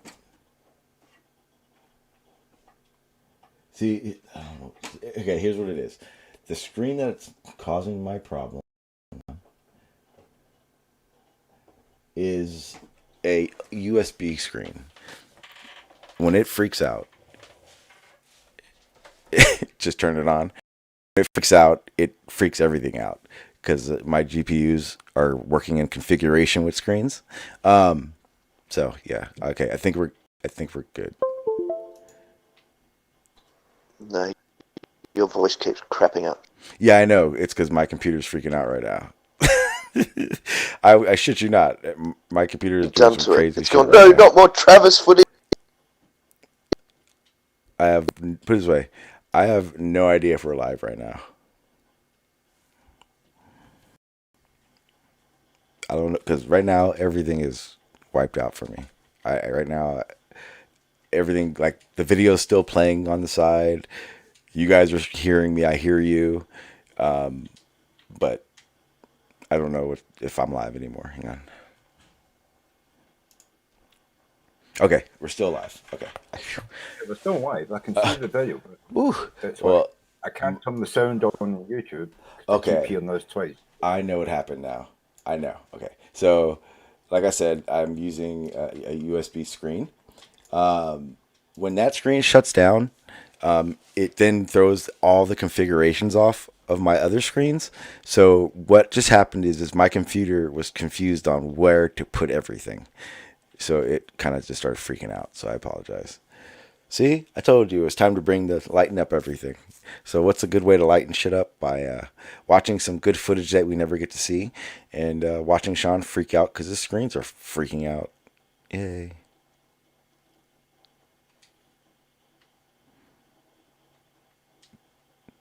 Okay, so I'm pretty sure you guys have been able to watch this stream or watch the video, or do I need to start it over again?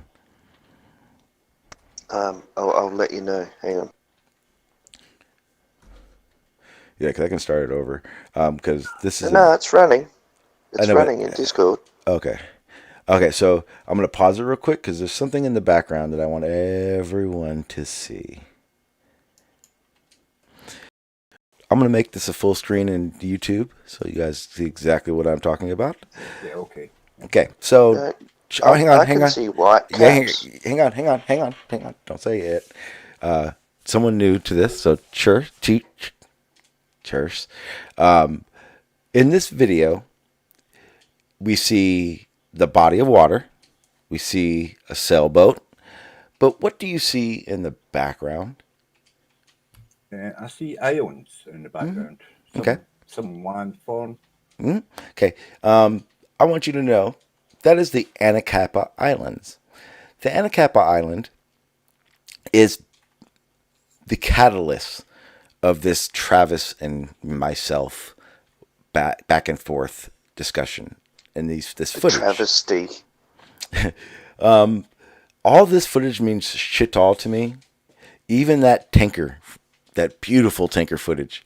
When I found this last night, I got a little chubby. Because in that background, we are looking at the Anacapa Islands with extreme minimal refraction. I have the pictures, so we can zoom in. We can analyze it more, Travis. I know he's not listening. He's live right now. Contrast it. Yeah, and then so that image that we're looking at right now is the same profile and missing obstructed land that we are looking at in almost any picture that Travis has. Travis has a problem now. What's that problem?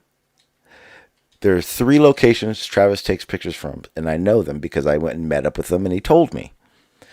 In each of these locations, anytime that we get an observation of the Anacapa Island, guess what we see? In every observation, repeatedly, in Travis's footage. Refraction. No. Ready? Well, yeah, we see a lot of refraction, but we do see something, and that is the Anacapa Island missing a shit ton. And I will be exact, 110 feet of island. Remember, I did all, and Travis is like, I don't remember you doing any data on this. For shits and giggles. Oh, you mean with the overlay and everything like that? Yes. Yeah. Okay. Yeah. Oh, you mean So where what he you're got busted? saying here is you've got a reference just where the boat has passed of the dip where the island dips down. Tersh, let me tell you what I mean. So Travis He sounds so innocent, doesn't he, Sean? So I said, yeah, it's funny. So, you're talking about Travis, right? Hang on, let me show you. No, I'm talking about Tess. Oh, I don't think he's ever seen that. Remember, he wasn't around for any of this. So. Yeah, he wasn't around for that. I'm going to show you a couple images real quick. And we're going to go back on memory lane just a tad. Oh, I can't do that. I got a display screen. Hang on, give me a second.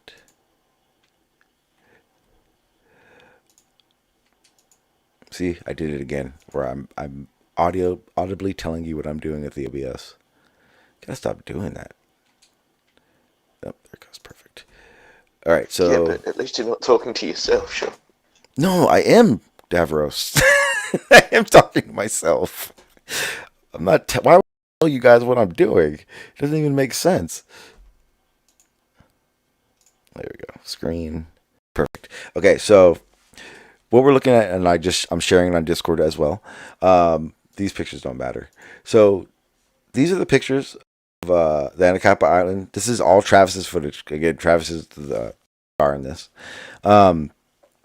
This image we were talking about yesterday as well is Travis's. That's the island in the background.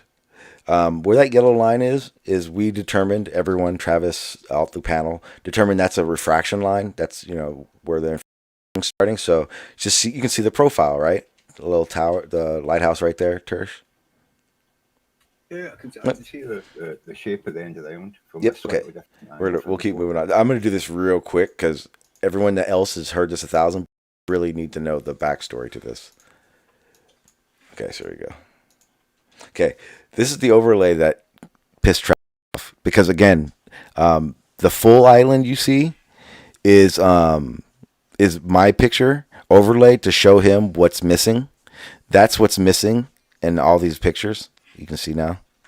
Yeah, and, I can see the yeah. sort of cave where the water's washed through, and yep. that land across the top of it. Yeah.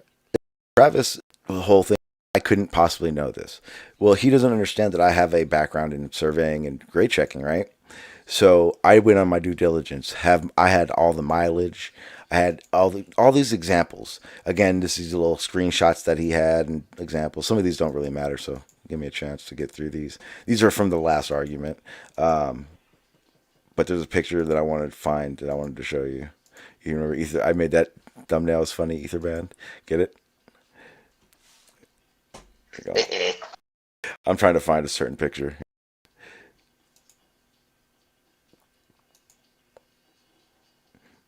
Okay, so one of the things that I know how to do and I know the sites to do is again, and I showed where the boat was, is I know the sites for the data and how to collect elevations and all that kind of stuff. Oh, you guys remember that? I remember that. What's funny is how easy it is to get that information and that metadata. Mm-hmm.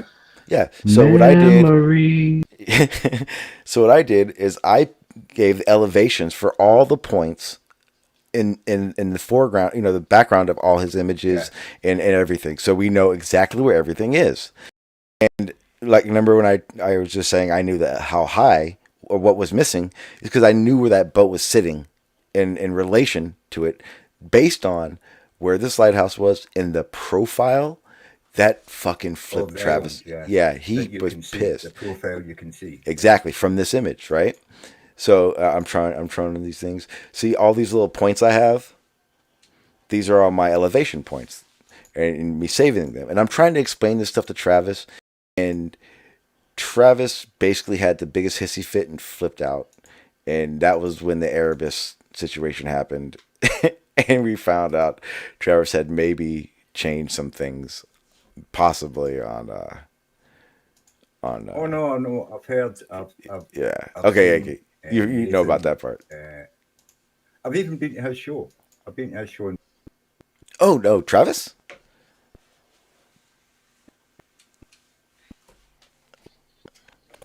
And say he was wrong, but he was a hissy fit like nothing. Okay, yeah. And again, I don't know why Travis started doing that whole debate shit. That's weird. He should not be doing that. Let's go back to that footage, and just go back to the footage. That way, you guys can continue watching it. It is part of the reason we are here. Play that again. Get that over to Discord. There you go. And if you guys want me to make it full screen in the chat, otherwise I'll keep it like this. Just, has the look, and we can, everyone, if you guys want to continue talking, you're more than welcome to. Wait, you guys can't talk if you're watching it, huh? Well, I'm not listening. I don't know. Can you hear me? I can hear you. So I guess I can. Yeah, I mean, realistically, it's just it's more of a watch piece. But like I said, I already played some audio, and I'm sorry, I heard some good stuff already. So, but like I said, we're gonna hold that for later.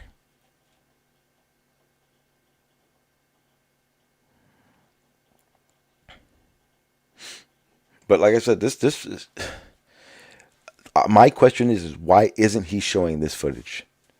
Because again, it's easy in the background, and I You was can see the shadow of yeah, exactly. I was actually there around this time, so I know what we're looking at. But the water, the horizon, is all crisp and good detail compared to Tersh. You've seen the other stuff he's shown, right? Yeah, he always tries to make sure that the horizon is kind of. It's like a fucking fuzz fest. Yeah, yeah, and that's why I'm so frustrated because this footage is actually good footage. I know it's good footage because if you look in my comments for yesterday's stream, everyone's talking about how great the fucking footage is, and it wasn't like it's like I was doing like a upload or nothing. It was like just watching this footage. It's good fucking footage, and it's like wow. No one, like everyone I talked to in Discord last night was like, "Whose footage was that?" I'm like, "Travis." And they're like, "Whose footage is that?" Like, no, that shit is Travis's footage. Like, you can see things like what's happening now, like with the tripod, but this great footage. Now, okay, I'm gonna stop talking. I want you to listen to something because this is something I remember. Remember when you guys kept saying, Travis, stop using auto focus. Davros, I'm gonna go ahead and just say it. Yep.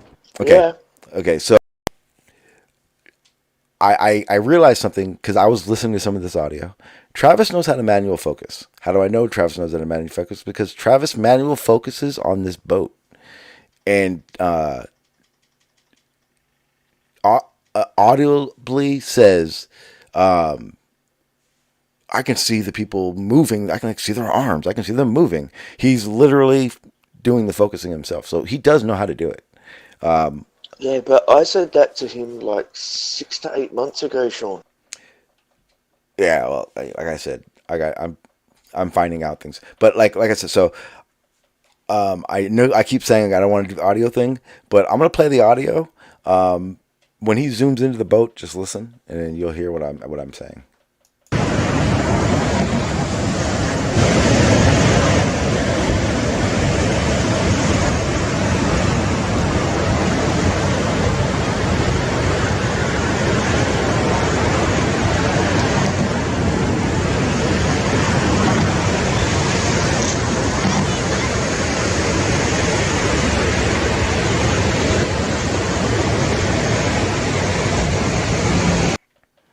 I didn't know until just now, literally right now. Oh, you know what time it is, right? It's time to bring out the handy dandy pen. I gotta get a name for my pen because I like it. It needs a name. Like Doodles McDraw or something? Yeah, something classy. All right, so let me go ahead and pull out my little pen because I just noticed something in this image. Call it the fallacy finder. No, that's no. God damn No, it, I Davros. didn't say phallic Okay, finder. I said look, fallacy okay, finder. ready? Look at this. I'm gonna circle something. You ready? It looks like ships over the horizon or something. Sail ships or something. It's well, this is a shipping lane. It's a big shipping lane. Did somebody say pen? Damn it! What's up, Dr. Bob? How you doing, sir? Yeah, behind Not the bad. boat, just before you get to the edge of the screen, you can see the shadows of what looks like. Oh, wait, no one can see it. God damn it! Or something on it. Okay, so I gotta. You guys on Discord can see my. Can you guys see what I circled? No, I'm watching the YouTube. I'm not watching it on Discord. You mean all the white caps over there? In the right corner, I made a circle. Ooh. Yeah, where you circled like where the sun was reflecting off of the waves over there. Yeah, Hang but on. in the background, you should be able to see the shadow of a There's ship. a ship. Yeah, hang on. Oh, there it is. Yeah. Okay, so you see the circle or you see the ship? The ship. Okay, hang on. Give me a second. There it is. This is the one. Oh, whoa. Okay, this is the one I want there. And then There seems to be a delay. No. My OBS just took a shit, and it just came back on. I was just about to click on live to see what you're doing in Discord, and it disappeared. Yeah, Sean, you know I did this whole thing not long ago, right? And I showed how to do it correctly. But this is actually Travis's footage. This good stuff that you don't ever get to see. He sent me a file of the day I went up and met up with him, and I'm showing all the clear footage that he doesn't people. Okay, so you guys should be able to see it now for sure. Yeah, that little circle I got. There's a ship right there, and I'm gonna tell you now. Again, where we're looking is a shipping lane, and some of the biggest container container ships pass through here. That's a big ass ship back there. It's definitely not. I don't think it's as big. Actually, I know exactly which one that is, and you guys are in for a treat because I have to be already looking up these ships. The one that we're looking at in the background right now, and again, all these ships ship through this are in that shipping lane right now. So yeah, the big ones go through there. I think this is our the ship that from the upload that I just did. That's one of but I'm trying to find it. It was in the shipping lane earlier. There you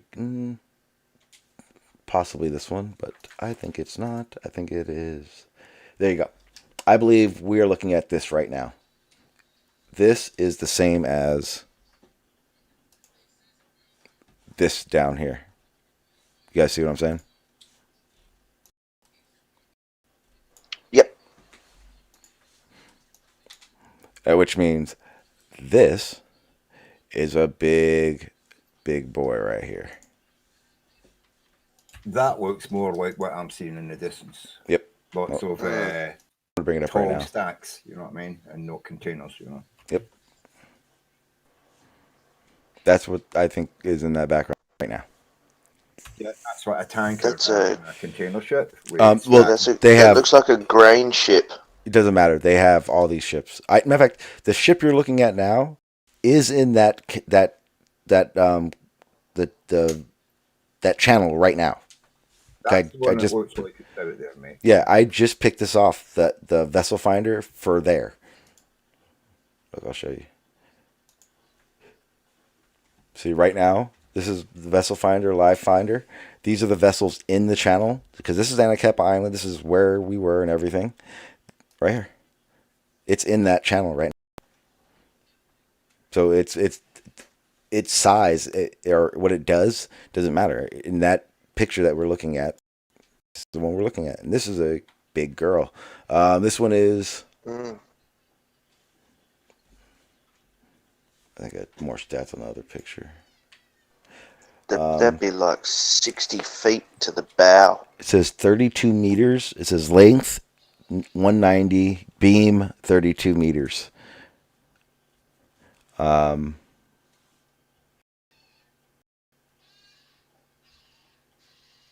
a cargo ship.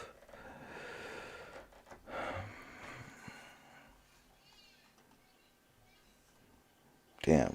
Gross tonnage. It's a cargo ship. You are hot micing.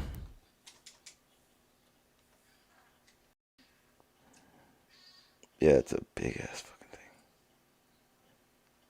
Ship type, bulk container. Yeah, so that's fucking huge. And that's this right here. Right there. That little thing in the background. But I'm sorry that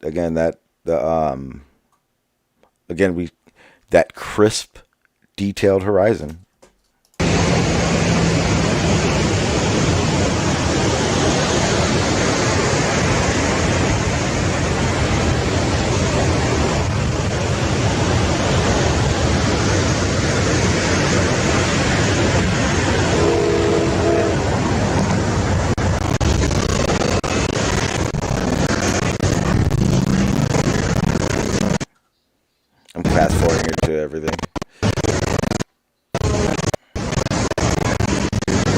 So he's not showing any of this footage at all. He's showing everything else, which doesn't show this sort of thing. Yeah, he doesn't show this footage. Oh, have you guys seen anything like this? This is all Travis's footage, and if you go on his channel, you will never find. I don't think that he has one video with this clarity in it. Not It's a one. confirmation bias. He shows what he agrees with, and he hides what doesn't agree with. Oh yeah. Well, I've always said that about him. I've always said, even to his face, when I've had him in here at JG, you know what I mean? Why don't you want to focus? Why don't you show like this stuff and talk about it? Why have you always got mirages? Sure, there's days out, and I think always appeals to you, not just me. Well, see, that's what I was. That's what I was saying. Oh yeah, yeah, oh yeah. That's what I was saying the other day. I hope when he does, because he's been doing days or whatever. I'm extremely surprised. Well, I'm damn. Okay, this is the best question in the world. Then Travis is doing, as we speak, a live stream on boats that disappear bottom up due to what, right? It's coming from that guy, Critical Thinking, like I was saying before. And when I went over there and looked, it was blurry as shit. Why wouldn't Travis use his own footage that the ship upload that I did last night and we were looking at yesterday? Why doesn't he use that footage for his own live stream? Personal incredulity. Oh, it's not a day when he gets enough miraging and mirroring for him, you know. But as Ter said, like, and I've asked Travis for this before. Okay, yeah, sorry. You take this image and that image and that image, but where's your control image? It takes for Erebus to bring up a control image. Oh yeah. Mr. Victory, and anything you want to use on my streams, no problem. Go right ahead. Everyone has my full permission to use whatever they want. Doesn't matter. Oh, hello, Mr. Victory. Even this doesn't look like he's got it focused very well, you know. That's actually good focus for Travis. That video right there. In effect, the boat as it's coming along, you can see a slight shimmering through the air, and it's not restricted to the level of the ocean. It's not restricted to it. The whole sail is shimmering. There's a lot of heat in the air. But look at that. Look at that rig in the background. There's no bending of the straight bits. Yeah, the oil rig. Yeah. There's bending of the straight bits, and there is piss off, Flatty. Miraging on the surface. Dang. Is there? Yeah. Minimal, I would call it. Yeah. I was. Okay, so stop at this. So if there is no miraging on that surface at this distance, what you've got to think about is, well, if that horizon line is, let's say, 4 miles out or 3 miles out, pick one, doesn't matter, and the wave height 69. Shut up. And the wave height is like pick half one. A foot. Shut up. Yeah. No. Within the realms of reality. Sorry, not. A boat who's just sailed past. That could be the waves for the boat pushing what.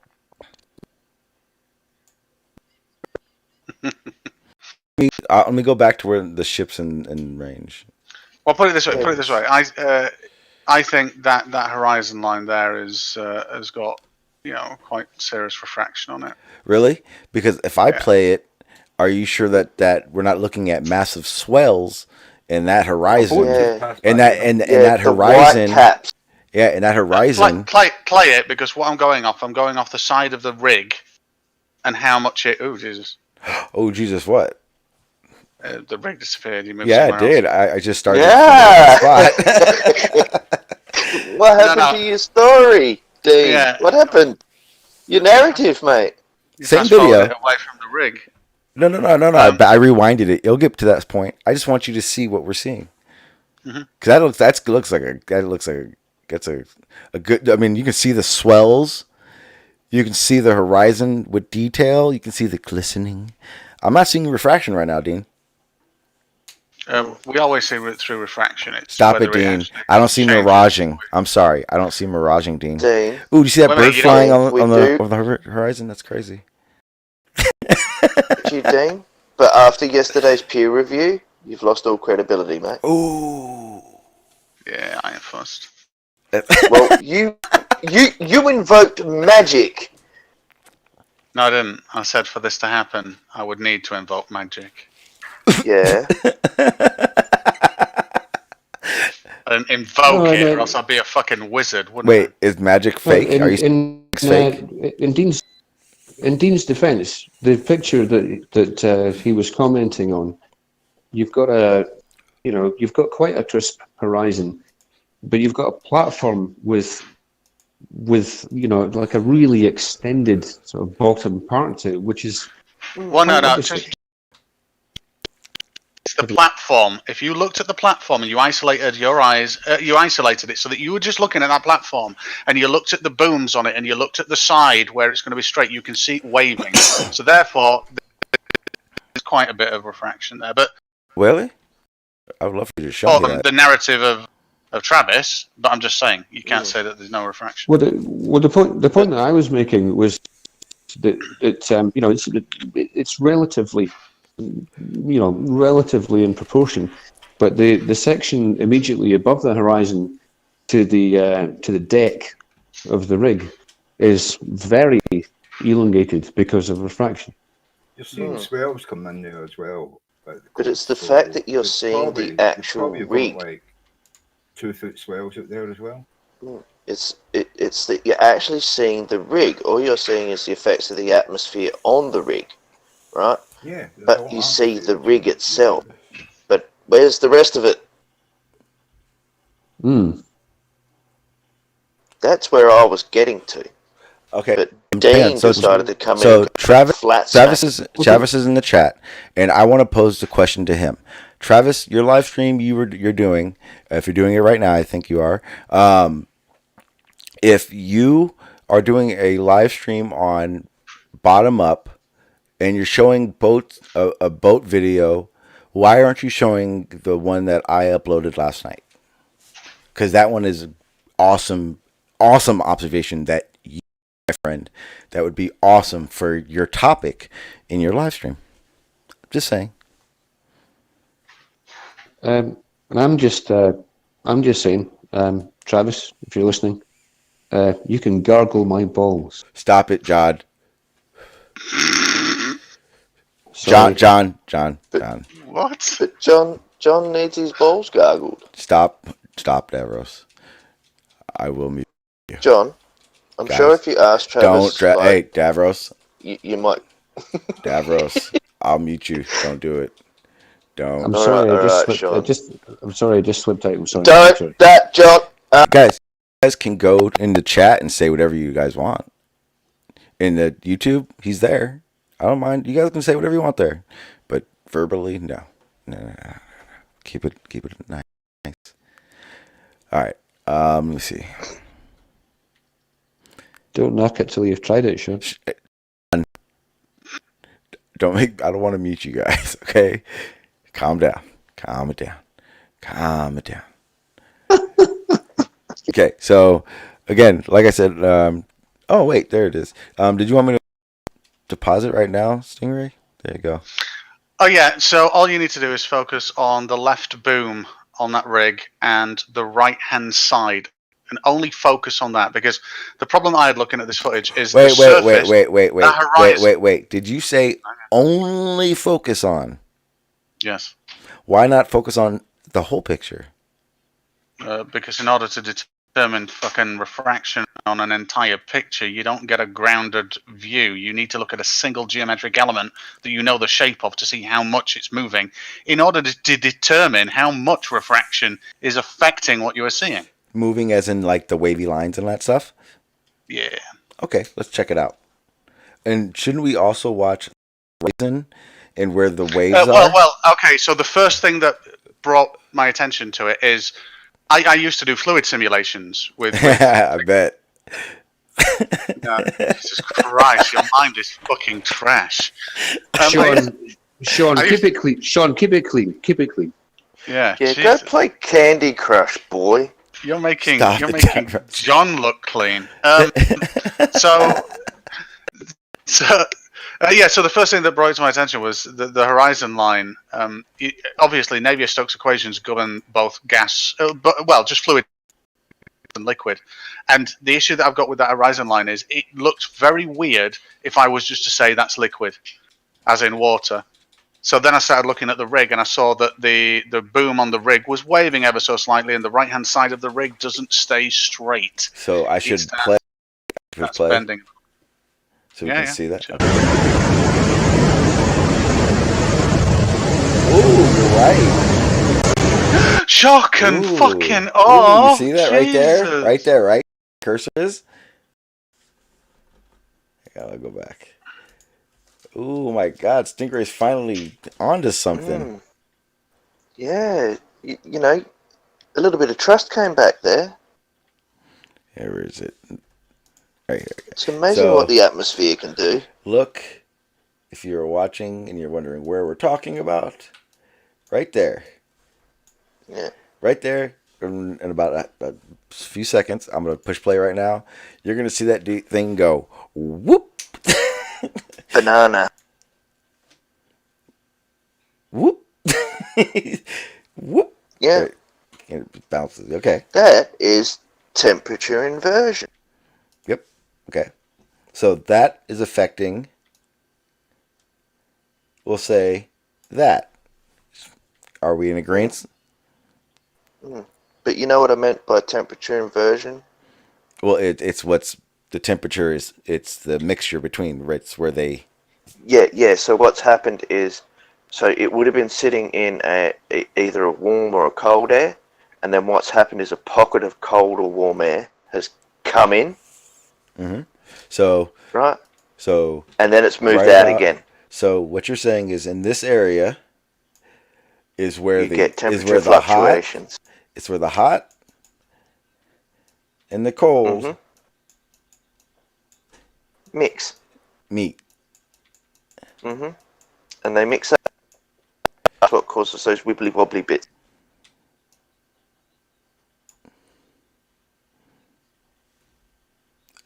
I'm sorry. This drawing thing is so fun. Okay, so perfect. Okay, so let me ask you this, Stingray. You ready? Oh, wait a minute. Oh, wait, what are we doing? Okay. Okay. What up?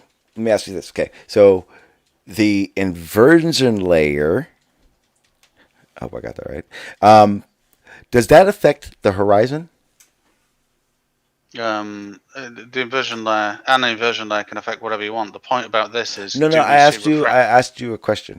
Yes. Does it affect this horizon? You cannot tell. Yes, I can. You ready? No, you cannot. Okay, you ready? You ready?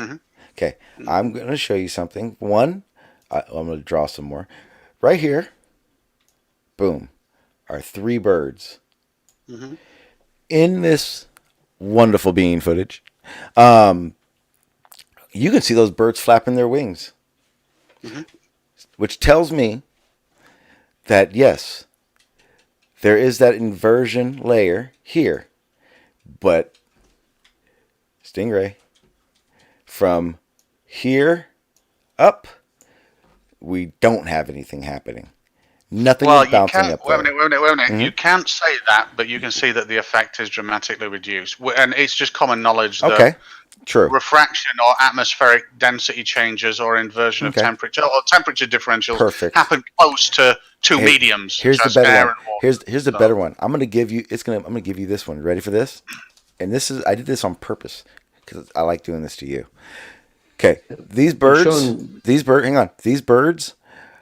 most likely aren't even anywhere near as far as that platform, correct? 1,000 fucking %. Okay, thank you. Perfect. And that would also be a case for why we can see the detail in the birds, correct? No. Wait, what? Well, that's one. Okay, wait. But that's one way of knowing those birds are a lot closer. No. Why? The size. It's just the size. Detail is irrelevant. It's the size that they take up. Detail is based on your resolution. You could zoom in and see He's detail. talking about the fact you can see them flapping their wings, Dean. Because if Yes, so am I. If the birds Are were you, at the Dean? same distance as the Yeah. platform, would be about 20 foot long. Right. So Yeah. they're not the same. They're not the same distance as the platform. Yeah, you can't tell where those birds are, and I don't get the point of this, but go on. I know, but the point is that there is detail in their wings. Mm-hmm. Right? Okay. Are you just asking how can we determine how far away the birds are? No, Is that- no. We can't Okay. determine how far those birds are. Motherfuckers, He's they're just flying. saying, oh, look at the birdie, it's flapping its wings. I Damn, can see it flapping its Dean, there are birds flying. How are we supposed to determine now how far? This real world. Oh, Come on. I don't know what you're trying to get to. Oh, you're looking for the gotcha part. Come on, flat earther, calm down. Mm. Okay. No, that's what I mean. Okay, so here we go. I'm gonna play He this just video. got busted. Yeah, no, I'm gonna play this video real quick, Dean. I want you to look, and I want you to focus only on the horizon. Here we go. Oh, wait a minute. Right, go.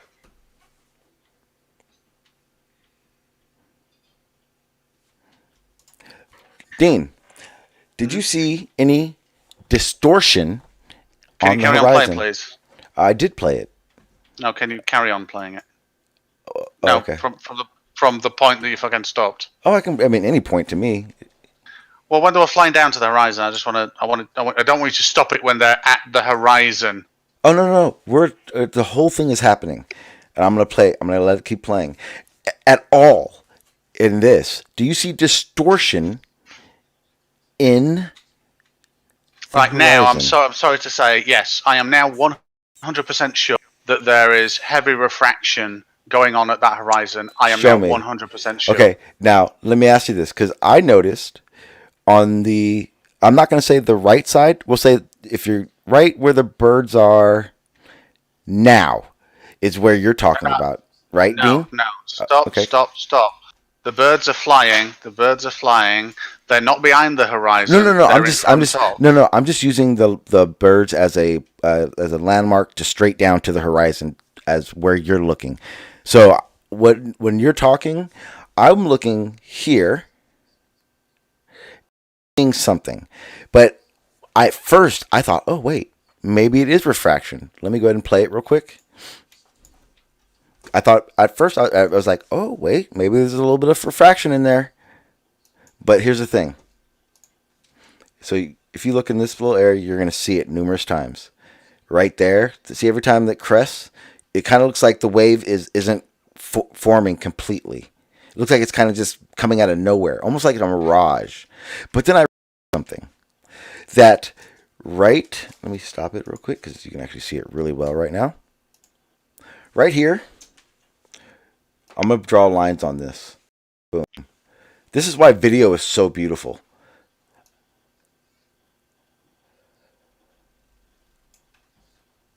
Okay, so these lines that I'm drawing, these are each of the swells that are going on right now. So every time you see that the wave come up, and it looks like, wow, that was weird, like it looks all refracty. No, that was right there. That was when the swell crest over the other swell. Every time you see it over here, it was when that swell was cresting over this swell. I love this drawing shit. Okay, so now that I made that point, show me refraction in the water. I'm sorry if you don't see it, Sean. That's not my issue. Oh, That's yours. You know what I want to do? I'm- You know how Jose has the Nathan Oakley punching himself thing. I want to get the Ace Ventura one when he's like going yes, you know that one. I want to get that one because every time I talk to Dean and I'm right, I want to do that. Oh, no. 100% you are incorrect here. I can see refraction on there. And I know that because of one simple fact. Yes. On a horizon, in a liquid, do not fucking create those silhouettes. A gas does. What silhouettes? I'm sorry. What silhouettes? What silhouettes?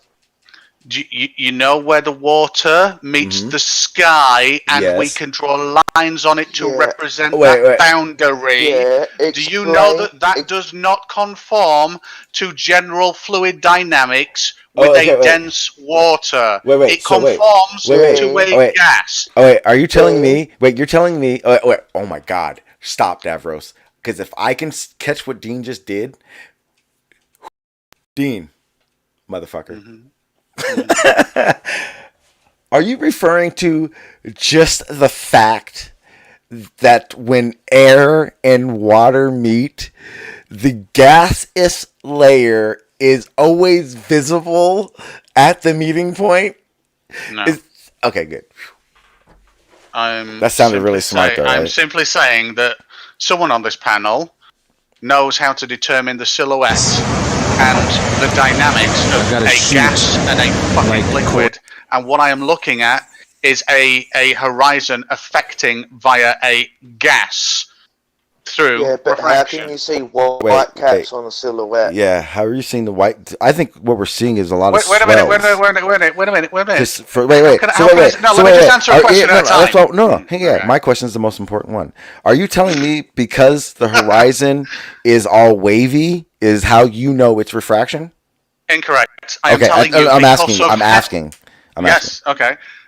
Incorrect. I am telling you because of how it is wavy, I can tell it's not a liquid that I'm looking at. Oh, it's okay. atmospherics distorting a fucking liquid because liquids do not operate with tangential changes like that. What do you mean It's that tangent? simple. Okay, go more layman. What do you mean tangential change? All right, you see that there?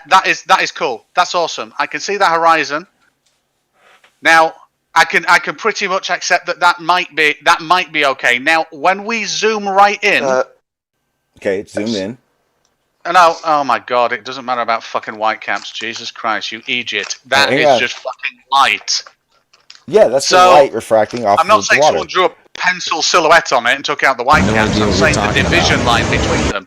Now, if you go back to where that thing is, that rig, Jeez, why do you always want to go back to the rig, dude? because there's actually a lot more distortion when you're looking over at the rig.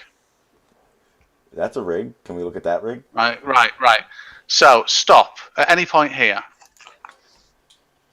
Right, when you watch that horizon line now, what you've got to think of is what would the water surface look like to produce what we're seeing? And in some cases, listen, let me finish. No! I know what's happening. No, I know what's happening. It's not the horizon. No, listen. When you look at that and you see 90-degree bends over a very short space where they're looping round, Like almost here. like a wisp, Like this, right here? then that is not the characteristics of a wave. You're talking about that right there. So just play it. I haven't seen them when you paused it, but just play it and I'll... Look, no. There's a bunch of them. Look. I'll tell you what. Look, right there. You talking about spots like that? Could be plausibly waves. No, they're waves, because I can see the little white cap. Yeah, no, there's some. Pass me this footage. I'll show you what the fuck. What do you mean, pass you this footage? Well, where is it? Don't you know how to screenshot? Don't you know, like, screenshot? Dude, you got like 4 screens like I do. No, I need the video. You can't govern fucking fluid dynamics off a single picture. Dynamics, movement, fluid, movement. Yeah, but That's Dan, how I if you determine can't that it's... describe- If you can't describe your silhouette business of this still... Javros, did Stingray just get Nathan Thompson on me? Yeah, he just went triggered, man. Dude, I'm you waiting just yelled for at me, him to dude. bring back his magic convergence again. Stingray, you fucking yelled at me, I love you bro. guys. Come and get a leaflet. I gave up a $5,000 job for this. Hang on, Stingray. Yeah. Are you sorry? Did I hurt your feelings? Yes, I'm sorry, Sean. Dude, like, you just yelled at me. Okay, I apologize. Jesus, Like, just give me and the worst part is you yelled at me because I don't understand fluid dynamics. I don't, bitch. My bad. Fuck. Well, I'm what not I'm saying, sorry. I'm just a dumb caveman, Stingray. I'm sorry.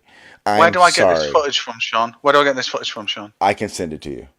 send it to you. Yeah, that'd be through awesome. I'll send. I think I need an email, and then I can send it to Google Drive, and I'll just give you permission.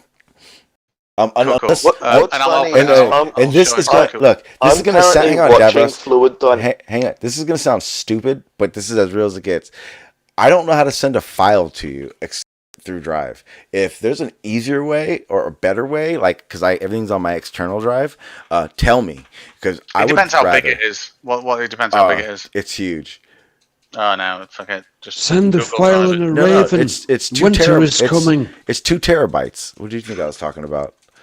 Yeah. Just I've sent you my email on message on Discord, so just I'll share wait. it to that. I'll wait so everyone doesn't see it. I'll put it in the description, everyone. I like how Dean got triggered. I know, that was weird. I didn't get triggered. You did. Like, I'm looking at this, and I'm sorry, teacher, because you did teach, correct, right? I did teach 3D graphics and visual yes, effects okay. within games, film, and so fluid dynamics in a game matters, correct? In video, TV, and games, yes, fluid dynamics does matter. We use it to govern explosions, gas, loads of things. Awesome. So then you should definitely be able to explain it to me. Okay, so in a fluid dynamic simulation, no, planet. Yeah, we live on Earth, reality. What do you mean? Well, I know. What do I mean? Look down, motherfucker. Gravity, are you in a simulation mass. or are you on a real world? So I want to know Okay. fluid dynamics is in what we're looking at. Gravity, Explain. mass, Okay, so currents, okay, so there's two. Did you get this? Did you get this frustrated? Play nice, children. Play nice. Okay. Wait a minute. So there's two forms of, well, it's all fluid dynamics. Navier-Stokes was a brilliant guy that created the maths behind our understanding and simulation within fluid dynamics. Fluid dynamics governs everything from explosions to smoke to clouds to water to even mud. And it comes down to viscosity, temperature, friction, density, and something else that I can't fucking remember right now. So basically, now, wait a minute, let me just finish water, this. how finish this really atmosphere, quick. so like how atmosphere and water move with each other. Correct. No, how each move individually. That's the important thing. It's not how they move together. Okay. It's I can simulate water, okay. and I can simulate smoke, and I can simulate sort of like dense gases, clouds, all this kind. But when doing these simulations, you get very used to playing with the variable input of them to create the characteristics that you would use. Now, the difference that separates water from gas is density. But it's quite a lot of density.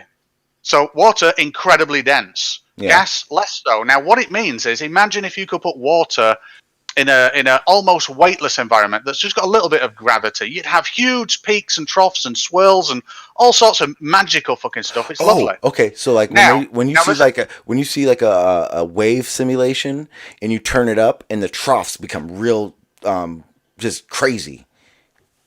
Yeah, you'd see that. You'd see that with our water if you just turn down the gravity on it. It'd start acting more like a gas, because that's the only thing that separates it, is the density, which obviously is affected by gravity. So if you turn the gravity down, you're effectively saying this now, the effect of it being dense is less, therefore it operates more like a gas. Are you in that case, do the detail become less sharpened? It becomes wispy, wavy, and a lot more turbulent with force, which means now, like what they do with gas in a gas line, they make it wavy. You know how they put the stuff in it so you see it, you smell it. Yeah. It's doing the same thing. So okay, I get it. Because you must have seen lots of experiments where they put heavy gas in a tank and they've floated things on it. You can see that it's just it is a liquid for all intents and purposes. It looks like a heat wave, but it looks like a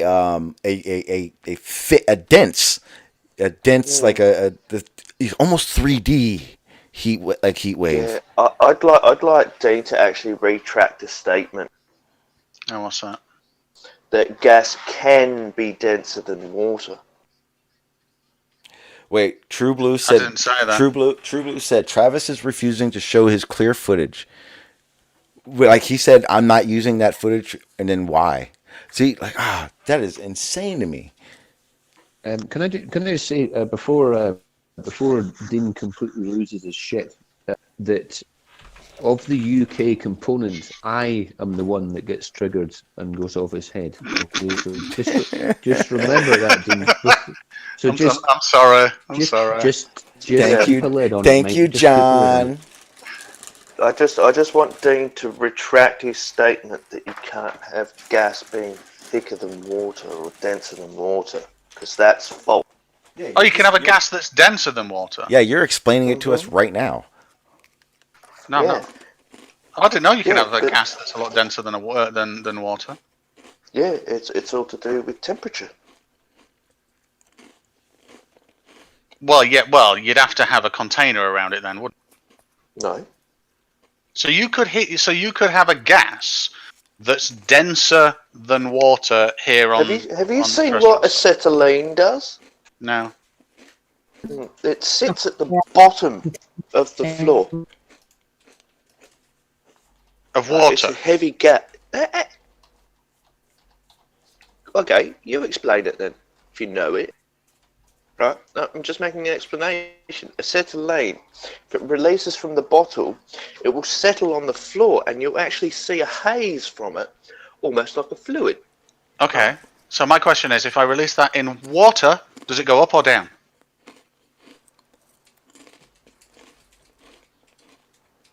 But we're talking about density. Okay, at so that point. So you're on about now. It would go up. So what's making it go up there? If the buoyant force is if the buoyant force is based off the differential of its weight, and weight is derived from the molecular makeup, which is how dense something is. Then why would it go up if it's on the it going floor, up? Dean? No, in water. You said it's denser than water. I'm asking, well, if I release it in water, why does it go up? No, I didn't say acetylene was denser than water. Oh, right. You strawmanned me. You said you can have a gas that is denser than water. Yeah, and I was just making an explanation about a dense gas. Yes, there is one. Sulfur hexachloride. And does that go down in water? Yes. As a gas? It's denser than water. I just looked it up in Quora. Oh, wow. I actually didn't know that. I've never had Me to neither. That's why I simulate looked it up. But so if you release that in water, it's a gas that actually sinks. That's pretty astonishing. It'll either sink or it'll stay in a particular level of... I want to find a video of this now, because that sounds cool. Have you seen the Gonna retain? If this is true and I can see it myself, then yeah. Oh, bloody hell! You are a flatty. No, I've got to verify it. I'm not going to do it off here. Oh, yeah, verify. Do your... Come on, Davros, I will set fire to your country again. You know. Yeah, but on the Australian trigger, right?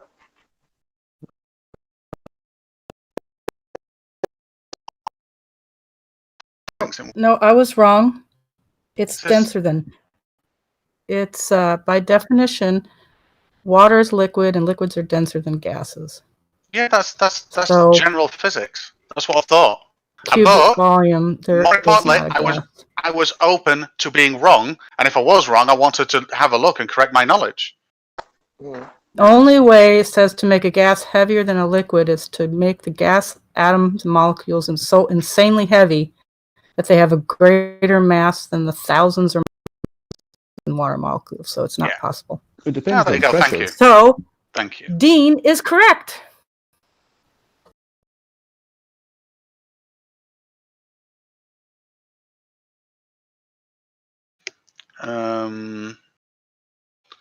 Well, you just want to tell him is not a flat earther, is the military guy. Messages me, I'll give him about 25 or 30 that I've worked on. Really weird games to major titles and AAA games. about me. But if he if I say it publicly, but if he messages me in Discord, I don't give a shit. I don't trust these flat earthers.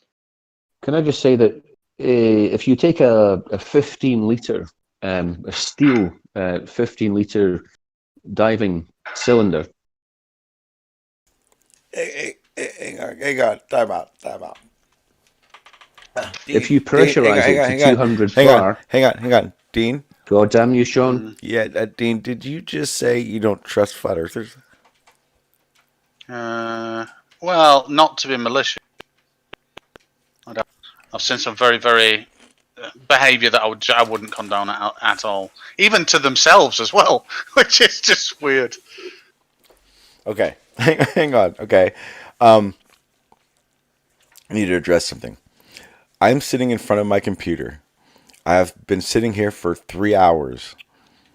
I'm hungry. I'm sorry I ate into the phone. I'm sorry you guys had to eat it. You had to hear it. I'm sorry. Did you guys in Discord hear it?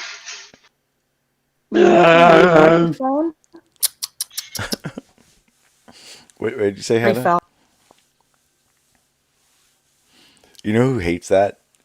Scott Veach. If you guys are ever at Debate Flat Earth and More, do me a favor. When you talk, if you see Scott M. Veach in there, put food in your mouth and then talk to him. He loves it. Will lose his mind. Oh my God, he flips out over it. It's so awesome. Okay. Every time I'm in there trying to say anything, he says, "Well, something wrong with your mom." Yeah. He. Oh. Like sometimes. So. Wait, that's actually a beautiful segue. You know it's time to talk about, right? Davros. Pineapple. Davros, were you there last night? What? In Debate Flat Earth and More when 24/7 came in? Oh no, I left. Okay, well I wasn't going to listen to that shit. Oh, well, guess what ended up happening? You had fun. I ended up debating by myself, and I want to shout out to Lewis. Lewis gave excellent argument. He had a few things wrong, so I had jumped in. We were talking about planes, and he was under the impression, and it was innocently, that when a plane flies, with all the bearings and the winds and everything that's happening, that the curvature adjustment is so minute that you don't account for it. And again, that's not correct. And he didn't argue it. He actually thanked me for it.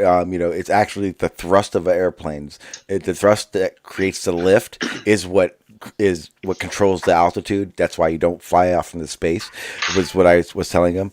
But what ended up happening is and a few people kept jumping in, and I say thanks to Lewis, because Lewis kind of jumped in and was like, "Hey, let Sean handle this." And I was having a conversation with Michael, one of the 24/7 mods, Indigo, Helio the drunk, and somebody else. I don't remember some new guy, but blah blah blah. But it was all of them versus me. It was awesome. I handled their asses and handed it to them good. Oh yeah. I have half of it recorded, because the other half was like at 2:30 in the morning for me, and my girl was like, "Get the fuck out," and so I went in the garage, and it was on my cell phone, so I wasn't recording. But it was awesome. It was awesome. One of the best parts about it is everyone was there to hear it. So if you missed the second half of it, I am sorry I did not record it, but it was great. Yeah, you're starting to drop out a lot, Sean. Right now, yeah. Give me a second. Your mic is kind of bumping around. Okay, hang on. I know what it is. If you just jump down to safe place and back again, that should probably help. No, what it is my computer's freaking out. Hang on, yeah. You just sit in the naughty corner and just think about your behavior, just for. I fucking hate John. Yeah, it's okay, Stingray, to like lose your shit now and then. It just proves you're human. Just so everybody's aware, I didn't once lose my shit, really. I don't get triggered at shit like this. No, then why'd you go and call me an idiot, Dean? Because you. Okay, so yeah, my computer's freaking out. Hang on. Yeah, but Dean shouldn't cut loose. Two reasons. Apologise, but there were two reasons I did it. If you're asking me, one is saying that I say the silhouette, which is just the mediums that you couldn't have light on that edge is ridiculous to me. That's why I partially but thought one of you're an your idiot. silhouettes had a white cap on it, and that's what I questioned. Yeah, it don't matter. It wouldn't matter. You can have white That's caps the on. crest of a wave. No.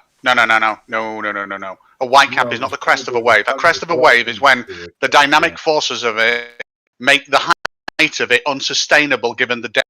That is not how. White caps are not crests. I have to simulate white caps on just undulating surfaces. So you can have white on waves that are not cresting. It is that. But the point of that is, you just. I look. Hang about. This is not acting like a fluid. Now, yes, there might be cresting waves, but the white caps or the white foam, we simulate foam and white on not cresting. Crest.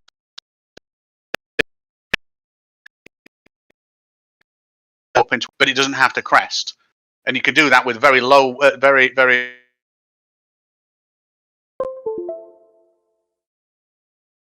When I look at that, I think I can see refraction there. Now, I'm not saying 100% there's refraction there. Don't get me wrong; it doesn't hide a fucking rig. But when I look at that surface and that top surface, I can, my brain and everything, when I've had to simulate either water or fucking gas, says, hang about, there's refraction here, or there's atmospheric refraction here. I forgot. You go all Sherlock Holmesy on it, don't you?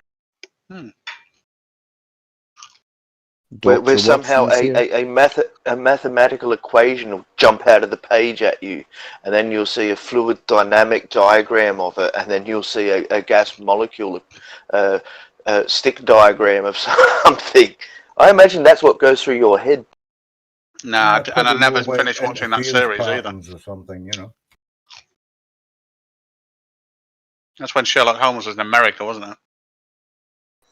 I do very much the same thing. Benedict Cumberbatch and Freeman, that was done in London. Oh, right. I thought you were on about the one where... no, not the stupid one. Yeah. No, not the stupid one. That's the American one. What was it? Elementary. Oh, yeah, that were it. Elementary. That were it. Yeah, right. That was bloody ridiculous. As if Holmes is a half Asian black. Oh, wait a minute, that was Lucy Liu, wasn't it? Mm-hmm. Oh yeah, no, she's good. She's good. A Dean. Stingray. Yes. Mm-hmm. I'm gonna ask you again. Can you explain to me fluid dynamics? Because you didn't. You just started yelling at me and then yelling with Davros. Fluid dynamic. There you go. Fluid dynamics is... What did I say? Sorry? Did I say something wrong? Did I say it wrong? No. Well, you said explain to you what fluid dynamics is. Yeah. Physics, yes. Isn't that what you're ranting about? Yeah. So fluid dynamics is just the understanding of how the density, temperature, heat, and there's about 5 or 6 fucking input variables. I could fire up Maya and show you if you want to, because that implements Navier-Stokes, but so does Houdini. These are apps that you use to do these kind of these magic? kind of simulate.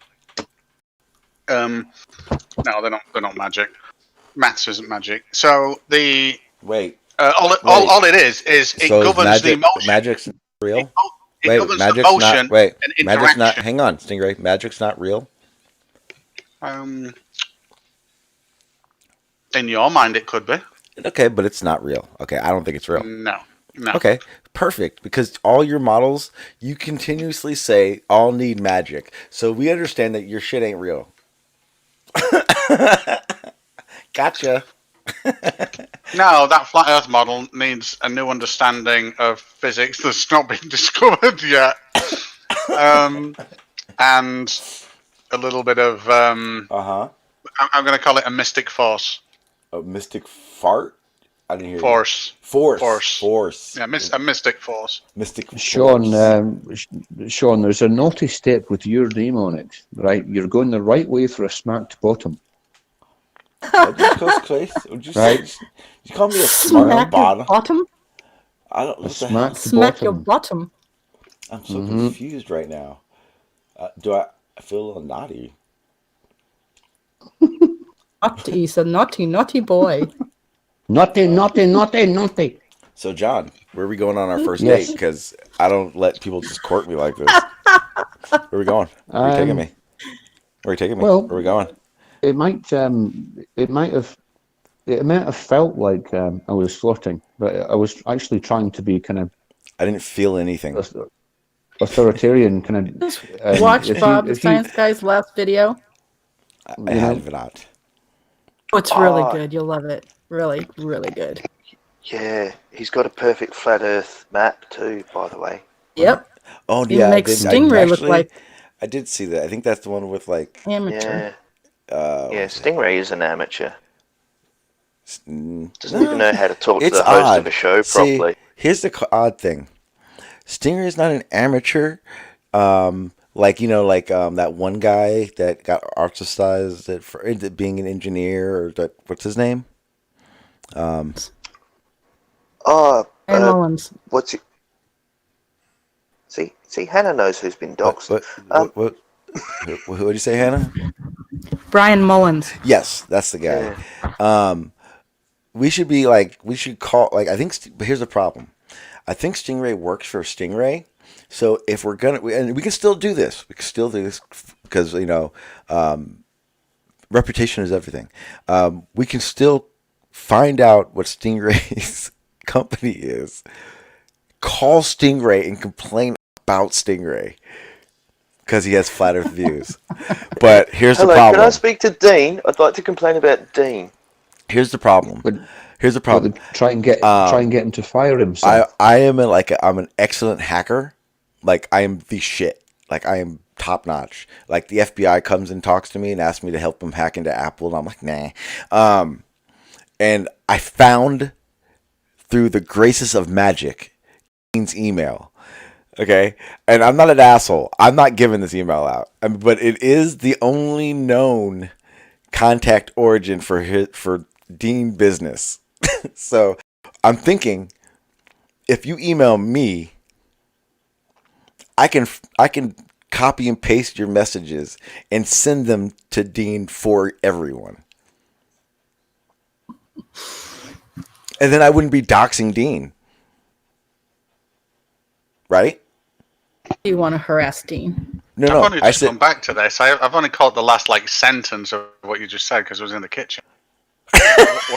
What you on about? Email? What? Never mind. We're done talking about it. Never mind. Okay. So when are we going to get off of the photos and videos of water and boats to something more 20th century? It's pretty, Hannah. That is good footage, and you know it.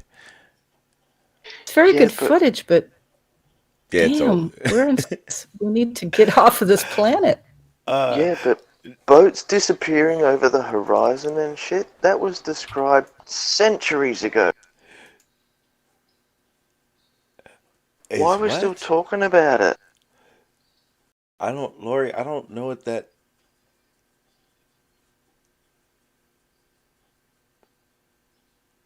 I'm confused. Seems like it's a non-issue. I'm so confused. Speaking of, we already all know these things. Okay. What was I going to say? Fuck, I forgot. Hang on, let me recap. I guess it's fun to argue over, but... Oh, yeah, definitely fun. Oh, the last update I got was Travis was live streaming my stream and refused to use the tanker footage, even though it is perfect for his topic today. I mean, lots of things that he's showing is okay. So those things happen. It doesn't change the fact that we know the Earth is a globe. The Earth what? I said it Earth's a doesn't globe. change the fact that we know the Earth is a globe. We're off the planet already and have been for ages. Very true. I don't tell him, Hannah. I mean, it's like you're yelling at me, and it's not. I'm yelling? I'm not yelling. I did yesterday. Didn't you hear me? I was slapping him around. Yeah, it was funny. Yeah, what was chemo's I problem? just don't like doing it very often because it's just really a silly thing to do anymore. Why was chemo on a muting band stream yesterday? That's how chemo rolls. It's that way every once in a while. You didn't know that? Salty like Stingray.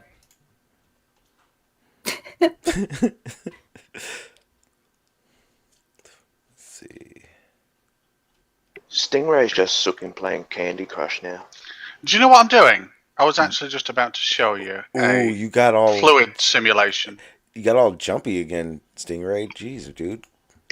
I know. So Kind of scaring me. I'm just sharing. Can you see what I'm sharing at the moment? Yes, sir. Have you had your nighttime meds yet, sir?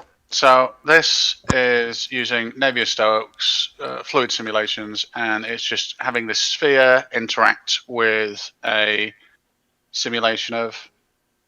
Well, you don't have to call it gas. You can call it. It is just a density and temperature. Yeah, layer. because that's all that really matters. It's not about what it is; it's about how it reacts. Okay, so explain. But you see the wispiness there. That's because of the attributes of this. It has the attributes of air. This is no different to a wind tunnel. Just happens to have, based on elevation, not density, but just based on elevation, a different color from the starting point. So there's no temperature differential here. No, this it's is just it's just showing you where the air is. Yeah. So when I see something like this that's wispy and it's got these characteristics, if I just pause this, can you see how this here I can't really have that as a plausible water simulation because It's we don't upside see down? water like this. Yes, we no do. no because no we don't see this. We don't see this motion. Yeah, we do. You No, we would don't. not see. No, you don't. Not in the ocean. So wait. So even the direction of it matters. Everything about this matters. Okay, it's, but it's because the motion of it. If It's I how saw it's that, how wispy it is. If I saw that on the bottom, I would say it looks like a wave. But on the top, no. I see what you're saying. And this is where Dean gets his back up, right? Because he's explaining how gases are working. And then also compared to the water. If we're looking down on it on water, we do see this. Yeah, no, that's different. If that was a boat Yeah, but going this- through water, though, it would be causing the same patterns. Yeah. Oh no! So very importantly, and I think this is what Davros is just about to say. Is if we were looking down at this, the wake of a boat does not do this. It would in a gas, but it would not do this in the water. Yes, it does. It would be very uniform. No, you would get No, something actually, similar. it has but you a wouldn't twirl. see that. It would be Best way to similar. test this. Wait. Best way to test this by yourself. Do you smoke? Right. I don't. It doesn't matter what you smoke. Whatever you smoke, blow it out and run your finger through the smoke, and tell me water acts the same. Yeah, it does. No, it bloody doesn't. Oh It my can't. god. Okay. Go get a bowl of water and run your finger through it. That's what you see. Yeah. No. But you can No, only hang on. see that on No, the wait, surface. stop. Yeah, Here's but the you can problem. only see it on the surface. You Here's can't the see it on the problem. side. Here's the problem. It doesn't work like that on Here's the. the problem. You can't use this as a boat. You ready? Because the propeller that creates the turbulence is why you don't see that. It's not a boat sailboat? that's going through current. No, we were talking about a motorboat. I didn't say a sailboat. I just No, say you the just boat. want to motorboat Any someone, kind of don't you? boat. Hell no. I'm not into that. There you go. That's what I would think when it's being there's turbulence. Yeah. And also unfortunately, when a propeller water normally does it uniform. Yeah, but when a propeller goes, it's not just a fluid. It's just not water passing through it. It has all the bubbles and the gas around it. And I don't really even have an argument. I'm just arguing. Yeah, like real shit. Like I just asked you to explain it to me. How the fuck do I have an argument? Nice. Oh yeah, Dean. Just back on the density and water thing. I wasn't talking about something sinking in the water. I was just talking about something being as dense. Yeah, but that's what I still don't get. I think Hannah proved it was that you can't have something more dense than a liquid. Yeah, hang on. Let me finish before you jump down my throat like a flat earther. Like all quick and shit. Because you are one. Definitely. Yeah. There's this other stuff called tungsten hexafluoride, which is the densest gas possible. It also creates exothermic reactions at around 300 degrees C. What does that mean? It is the densest gas known. Like denser than Yet, water at its, I think it's 1,000. Wait, you didn't answer my question. Let him finish. Geez, Sean. Oh, bloody hell. What? Is everyone turning into a flat earther? It's Davros, or it's Dean. He's rubbing off. It's his fault. Dean's rubbing on you. Yeah. I'm your ADD, boys. Sorry, Hannah. At the 1,000, like this is just arbitrary values, right? The 1,000 mark for water density compared to the tungsten hexafluoride, which gets to around 650. Huh? I'm so like, you guys are going too Still fast. not denser than water though, because I read that same thing. I have no idea. But it's the densest. But what will happen is it will sit atop of a fluid. It won't go up. Oh no, that's fine. But the point is, my point was, the thing when I do fluid simulations is a gas is less dense than a liquid. Doesn't matter what that gas is, and that was my point. You said there was a denser gas than a liquid, and I thought, hang on, that goes against everything that I know. But I was open to being wrong. But here's the thing. By the way, if Sean, you this is awake. Yeah, if you gasify the liquid, which is denser. So this is using the same equations. That's what a wake does. It's kind of very uniform because of it doesn't create vortices because of the density and friction and viscosity. But that's not showing the turbulence of a propeller though. There's a lot of sub simulation stuff going on here for. Yeah. See, if you zoomed in a lot more, you would see those patterns. Yeah, I'd have to make this a lot denser. Yeah. See, the thing is that you're flat earthing your model right now. Because if you got a lot closer, you would see those patterns. Because what you're showing, because the thing with gases is that it does get turbulent, and with fluids, you're thinking more of it being a more symmetrical on both sides, and it's not the case all the time. Oh no, this isn't symmetrical at both sides either. It might look that way. See, yeah, you're showing something it's place for place. It's not showing something propelling itself through water either. Booyah. Flat Earth Dean crushed again. Flat Earth Dean. You're amusing. I try.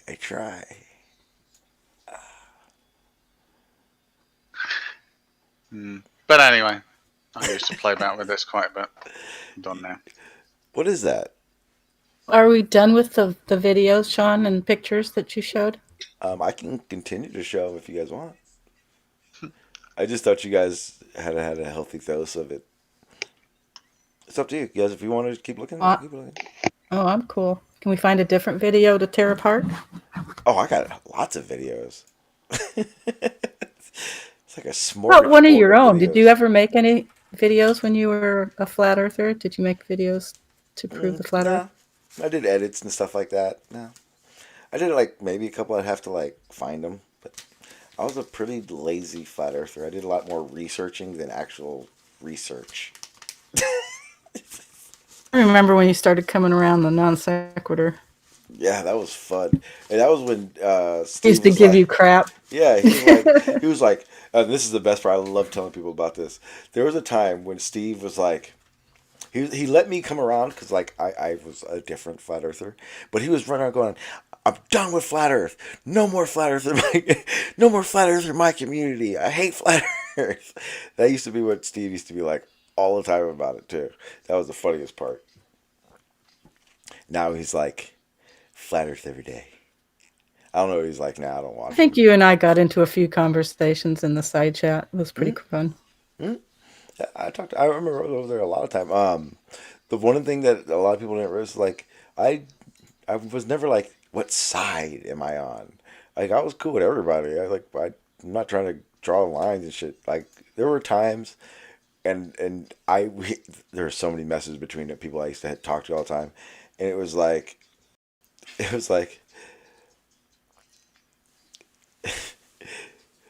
you need to be more aggressive with them. You need to show them who's boss. I'm like, dude, we're just talking about like how gravity works. Like, do we have to go All to taking arms? bets. Shit, like, All taking bets when you'd leave it. yeah, they're like, We were like, Sean's too smart.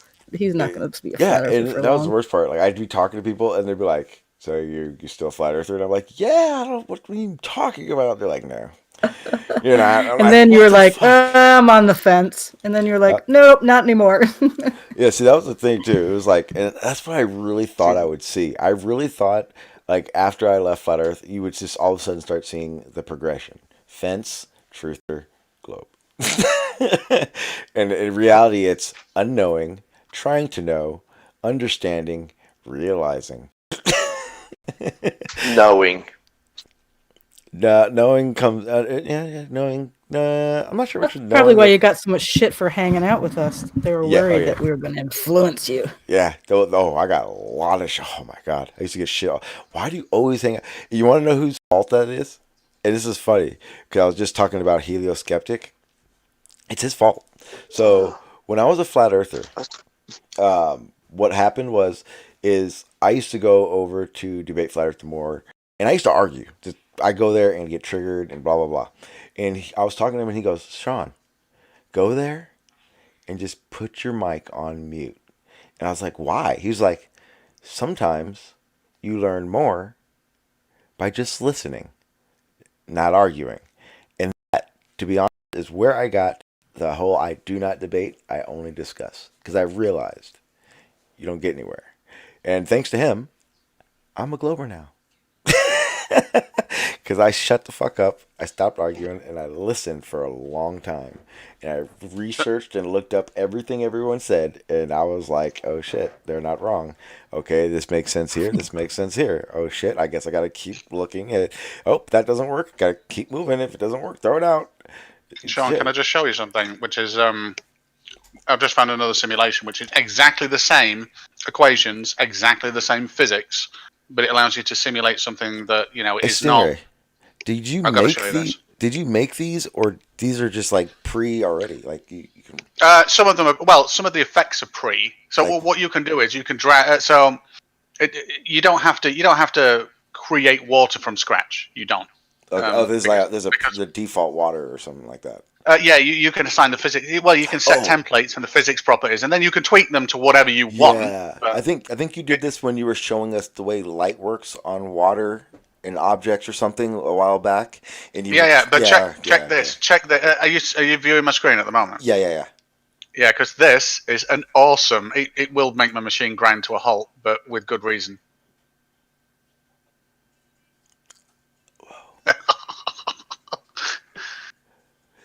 Go boom. Wait, that's how people make like those like Jose's intro with the gavel and shit, and like I have that Truth Army logo that a guy did. That's how that's done, right? Well, like so overlay those things. Yeah. Well, this is a voxel simulation in real time. But if I were to render this out, so wait a minute, let's have a look around it. So we can see that it's a huge, nuclear explosion kind of thing. But if I were to render this out, I can render it out in incredible detail where it just looks like a nuclear explosion. It's pretty fascinating, fluid dynamics. Just wanted to show you that because I found it. Yeah, I'm typing.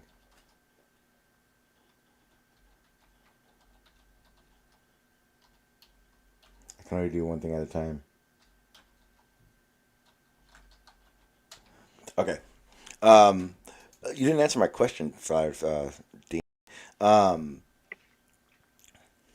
on.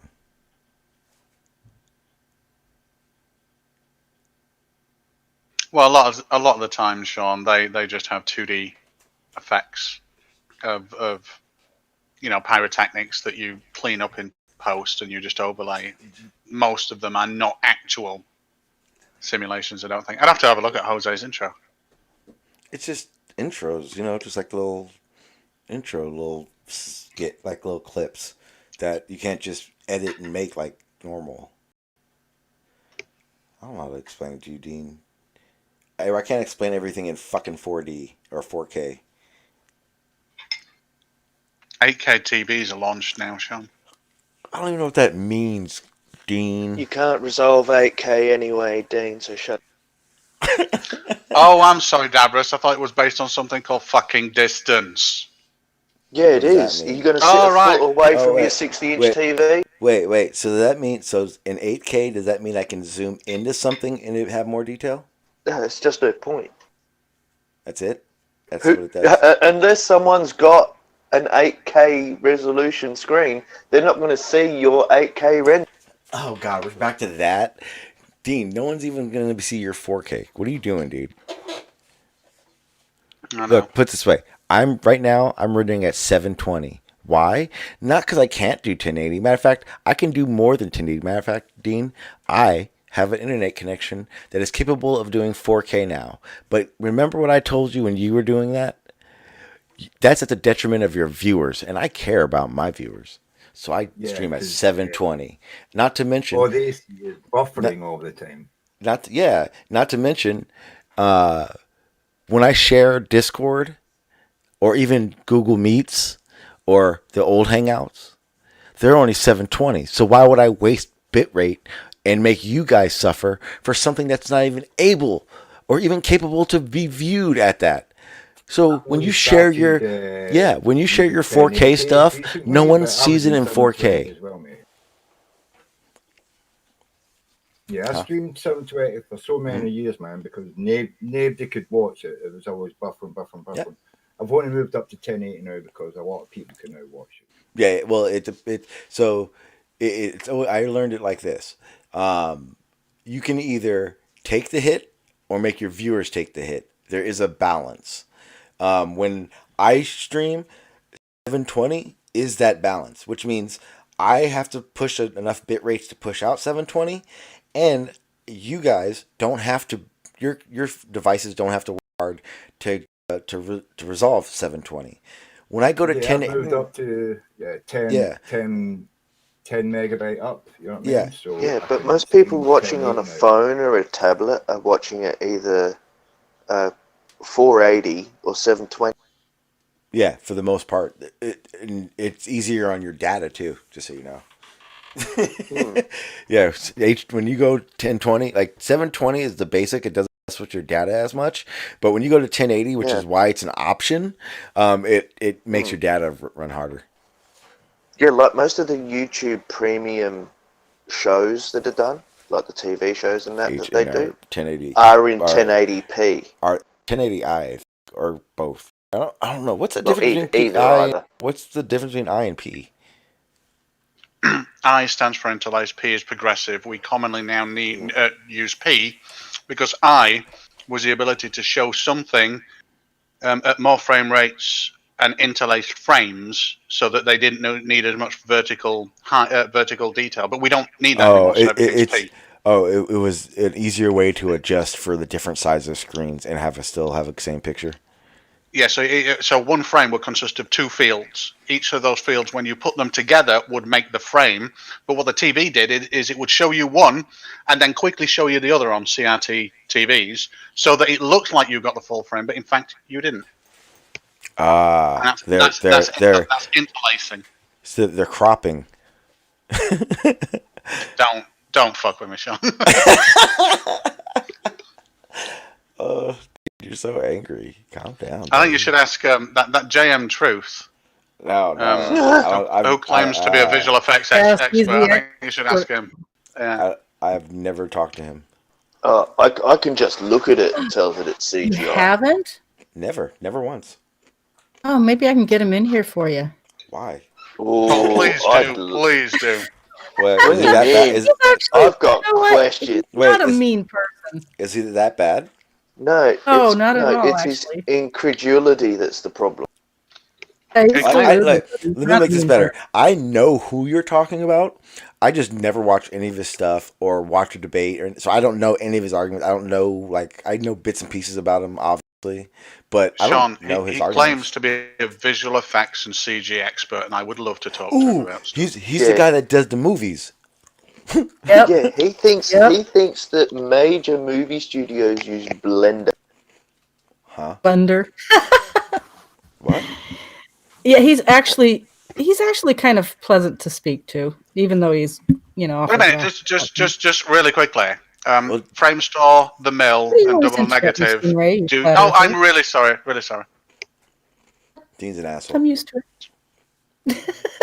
I was just going to say I know of at least 3 visual effects houses that do use Blender. But of course, you're a flat earther. Pixar use RenderMan, their own. RenderMan is not RenderMan is not a DCC. It's a rendering package, and I looked it up, Dean. No, I'm just telling you, RenderMan is a renderer. It is not an authoring package. Blender is a DCC, as in a digital content creation package, as well as a renderer. Hey Dean, how come it's so hard for me to make spheres and make them rotate in Blender? It's not. It is. I don't know how to do it, dude. I even tried to follow a tutorial. No, it's not. Well, actually, old version of Blender was incredibly non-user intuitive. There's so many options. I have no idea where to even start when I look at that. The later version, the latest version, is actually isn't actually that bad. I think of what JM last went on, what channel he went on. Because you got to be. It was FTFE, wasn't it? I was going to say it might have been Team Skeptic. I think you'd probably find a pretty good video. Jesus Christ. I'm sorry. I got to talk about this. Okay. There's pizza here. And I tell my son to go get me 2 pieces of pepperoni pizza. He's too lazy to look in the other box. So the asshole brings me cheese pizza. Call your an asshole. Words are really hard on kids. Oh, what'd you say, Hannah? I said, don't call your son an a-hole. I said, words are pretty hard on kids. Oh, you don't know my family. This is how we roll. You're going to just how old is he, Sean? He's only 8, right? Oh, no, he's 13. He'll be 13. Good morning, Hannah. Oh, okay, call him an asshole. Yeah. Oh, no, no. When he was a baby, I never would have done that. Now, yeah, he's an asshole. I wish you would. He does that thing now where he flinches at me like he's bigger than me, and I just wish he would. Oh, I love that. Isn't that fun? Oh, I wish he would. Gravity. Ooh, gravity. 6'5" son does that to me. Really? Because my mom is 5'. Because he used to be smaller than me, and I told him I could beat him up back then. So now he just pays me back. Well, see, that's the thing. My mom is 5'2", and my brother's a big guy. He's 5'9". He's 5'10", 260 or something like that. He's a big dude, muscle wise and everything. So the joke is. Say it again. Say hi, Sean. Hi, Sean. Hey, what's up, buddy? How you doing? Milo. He goes, Milo. Get us some pizza, Milo. So, what was I saying? Oh, wait. See, I lost. Brother's a big dude. Oh, yeah. So, wait. See, I forgot his name again. See, Davros. This is Davros. No, I'm not. I haven't even admitted it. That's been a while. It's not. Damn. Hannah. I like disrupting you, Hannah. Sean. What was I talking about, Davros? I was talking about my son, who's 6'5", Oh. likes to do that chest pumping thing at me Yeah. to pay me back for the years that I picked on him when he was small. Okay, so I remember now. So my mom has always told me and my brother that no matter how big we are, she will always be able to kick our asses. And I'm pretty sure it's true. So we never test it. Oh. I have to explain that to him. But I told him when he turns 14, I'll put it this way, I don't spank my child. That's why I feel like it's okay for me to talk to him like that. But when he turns 14, all the stress and shit he's done from 0 to 14, I'm going to punch him in his chest with all that anger. Because I feel like about 14, their chest is able to handle that kind of pressure. I've never put my kids. Yeah, wait till you hear something go snap and then you go, oh shit, I was wrong. Oh, that's what happened when I choked him out for the first time with a triangle choke. I felt guilt and happiness at the same time. Was odd. I don't hurt my child. I just choke him out occasionally. You know? Yeah, we're a jiu-jitsu family. No. We're a jiu-jitsu family. That kind of shit is normal, though. Yeah. I mean, how many parents? I don't hurt my wiener much. I just choke it out every now and then. How many parents tell their kid, if they don't tap, break it? Not very many, but in a jiu-jitsu family, you hear it a lot. I always told my son he had the permission to defend himself if someone attacked him, but to not start it. Oh, well, see, he knows suspended that for school once. At school, that's the rule. I told him, if I ever find out you started a fight, I'm going to whip your ass. But if someone starts a fight, do whatever you got to do to make sure that you are able to walk away okay. And not tapping and saying stop will get your arm broke. I'm sorry, when a kid knows how to break an arm and the other kid doesn't know what's going on, it's going to be a disadvantage. So my son has instructed, you're not allowed to be on offense. You're only allowed to be on defense. But submissions happen in defense. It's how you stop somebody. I have no quarry with telling my son, if someone is coming at you, do what you got to do. If a kid is bullying you at school, this is reality, especially nowadays. This is reality, man. Yeah, I told my son, if you're being bullied, again, if I find out he started it, I'll break his arm. But this is the rule: if you're defending yourself and you're being bullied, if you break that fucking bully's arm, no one will ever bully you again at that school. And I'm sorry, it sounds really barbaric, but it's the reality of it. It's the truth, and that's how. I'm sorry, that's how I was raised. I was raised not to be bullied. That's why I don't take that kind of shit. And I'm not going to let my son grow up in a time like that. And it's a reality of how it works. I'm sorry. At least I'm not telling my son, get angry, hold that shit in, and then shoot up a school. No, my son is doing exactly what he needs to do to keep someone from physically touching him. Period. The kid that did that and got my son suspended, he ended up getting expelled later on. We caught him doing some really crazy shit. And my ex was a football coach at the time and the track coach, and so he got him kicked out of school. Well, see, that was the thing. I didn't know. See, for me, I told my son, if no matter what, because schools, they're really like, my son's gotten fights at school, and I really hated school for this. They do the whole, it's both kids' fault. And in my opinion, sometimes most time it's not. And I'm almost positive there's a few of them my son probably started, but the school's really that everyone. So if the kid that started it gets suspended, so's the other kid. And my son, I told my son, if you're defending yourself, again, that's very important. You're not going to get in trouble. If you got suspended for a fight someone started, you're going to have a good vacation. Don't worry. Like I instill that in my son. I don't want him ever to be afraid of defending himself. That was the one and only skirmish he ever got into. Oh no! My son gets in fights. He's a little asshole. Along with understanding combat, we do have a little bit of a athletic ego when it comes to sports, and he likes to voice it. And I'm teaching him to stop doing that. But other than that, yeah, it's just how we roll. It's not how we rolled. He had to play sports, and he went to university, so he had to watch his P's and Q's, which isn't hard. He's just a kind person. He needs to, and that's all there is to it. Even more so. I mean, as far as like I said, I may parent my son a little different from a lot of people like hearing, but I also put a lot more weight on my son too. My son doesn't mess around with his friends and wrestle like that. He understands that he can seriously harm people. He knows that. Matter of fact, the reason I had to tell my son this stuff is because there were times where he was getting fights at school and he would get beat up because he didn't want to use his jiu-jitsu in boxing. He was scared he was going to hurt somebody. And I had to explain to him what it's for.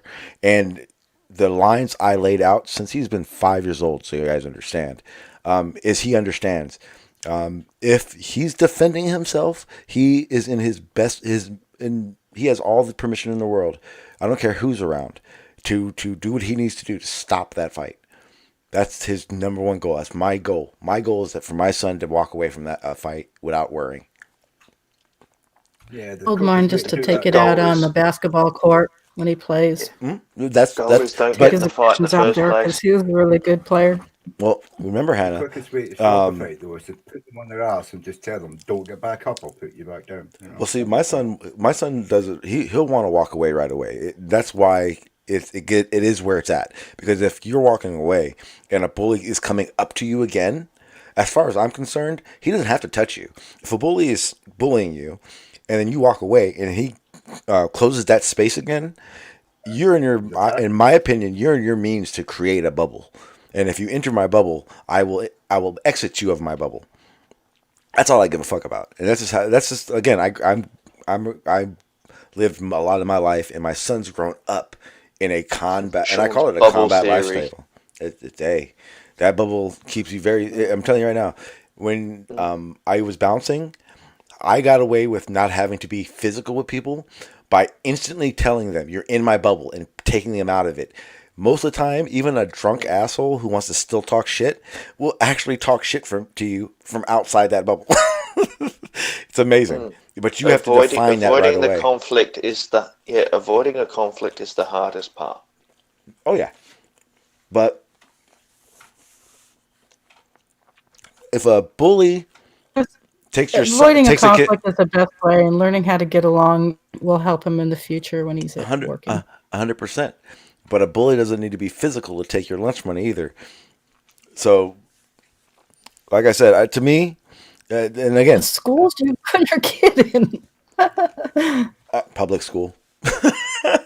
Our kids went to public school, but weren't that many bullies. So, remember this. Okay, so I'll try to lay it. So, I grew up in a predominantly white, upper middle class neighborhoods. So, that's why I don't talk all Ebonicky and shit, thank God. Well, my son's mother is white. I'm mixed, and I'm a very light skin. And my son has a light complexion, but it's like Italian, so he has it's tan, it's darker. Well, he lives in a very predominantly white upper middle class area, and the school he goes to even more so. So he's in that balance where he looks around and goes, I'm just like everyone else, and we joke around. But he's of white complexion, but he's still that checks marks other, right? So he does have conflicts that are a little different, whether it be fitting in or it be just bullies or kid shit. But my daughter also has African American, but she never had any issues. Exactly. My ex-husband did because he's a lot darker.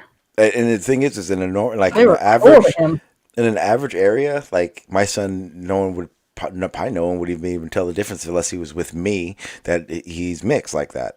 But where he lives is a very, very predominantly white. It's what you would call our redneck area. Not redneck, not cousin redneck, but like a backwood country area where, Yep. And that's where I grew up, so I know exactly what he's dealing with. It's not like exact racism, but it is a weird spot for him. Even the principal called my ex-husband the N-word. Oh wow, yeah, no, it wasn't that bad. It was bad. Wasn't that bad. But anyway, nothing like that has come too light where the school didn't step in like I would want them to. But I won't go to my son's school. Here's why. Whenever I was telling you how they do that balance shit when kids fight. Again, when my son first started going there, he refused to fight back. My son had, by the time he was at that school, he had about 3 years of jiu-jitsu, many tournaments. My son knows how to break someone's arm. And I remember getting a call from his mother. This is his second fight. And she's like, this can't keep happening. And I was like, what are you talking about? She sends me a picture, and a guy's like, some kid punched my son's back or something. And I was like, hey, Sean, well, what happened? What was the result? And then blah, blah, blah. And he's like, I don't want to fight him. And I'm like, why? Why? I'm sorry, if you break his arm, he'll never touch you again. And he said, I'm scared. I don't want to hurt him. And I said, what do you mean? My son has understood from the very start. Because, again, when he's doing tournaments or we're training, he has to know to turn it down. He can't go full realistic, I'm going to break your arm. Friends and kids and stuff. But he understands that. He understood that at 6 years old. It was great. So he was always scared of how far he could get it to go. And you're taught to control the force you use, isn't it? But remember, he was a little kid who had never been in a real fight. So when he's learning everything, he's learning it with his friends, training, or he's doing jiu-jitsu tournaments. He's doing jiu-jitsu with kids he's been doing jiu-jitsu with for years, over and over again. So he's always known how to keep it toned down. But when it's time to, and everyone that's been in a fight knows, when you get into a real fight, everything is turned up, and that frightens him. Because you know it's for real, you know. Yeah, that frightens him. And again, I think I've talked to his mother. Use that as well, you know, to your benefit. I've talked to his mother about it. We both agree it's a good trait. It does stop him from thinking, just because you're coming at me, I can do it, which was something we were worried about. Because I used to do that when I was a kid. I used to actually be an asshole, believe it or not. Haha. My dad gave me the rule. Can't believe that for a minute. My dad gave me a very stout rule. And it's basically the same one. But when I was a kid, I didn't have the same knowledge as my son does. He said, as long as you don't start a fight, Sean, you will never get in trouble. And that's the rule I have for my son. If you're defending yourself, you will never be at fault. I will never, taking it too far is taking it too far. That's not even defending yourself. But as long as you're defending yourself, you are never be at fault. And I took that very seriously, and everything my father said I respected. But when you learn there are loopholes, you can really use these things to be a real fucking asshole. And I did. I will say this, 90% of the fights I got into, I put it this way, in a kid school fight, I never threw the first punch. Why? Because I knew if I threw that first punch, my brother and my father would whip my ass.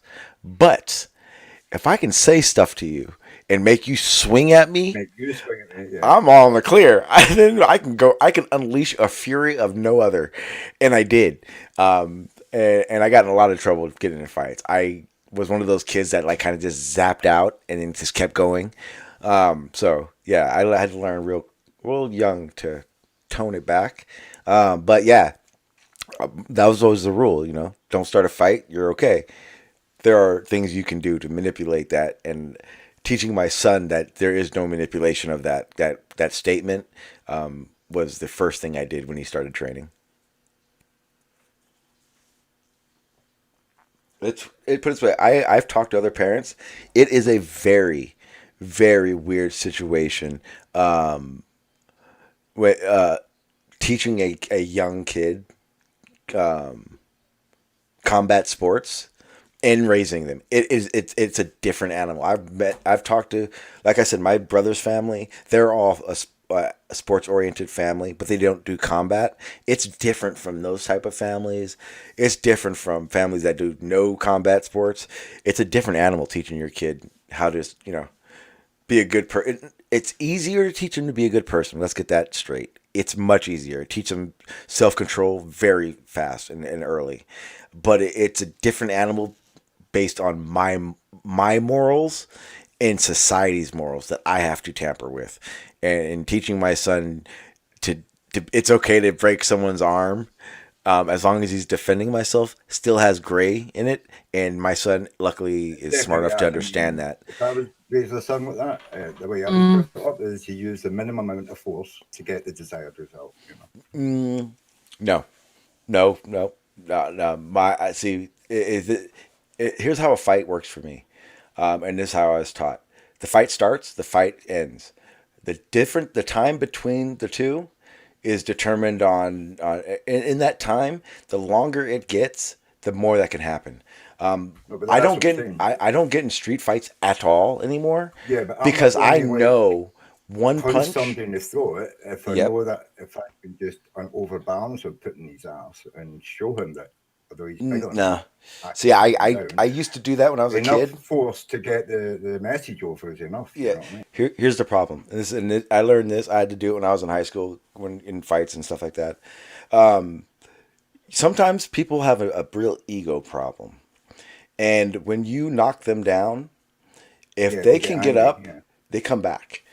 The biggest thing that I learned as a kid before I learned combat sports is that the only way this fight's going to end is if you can't come back at me. So there was no "are you done's" for me.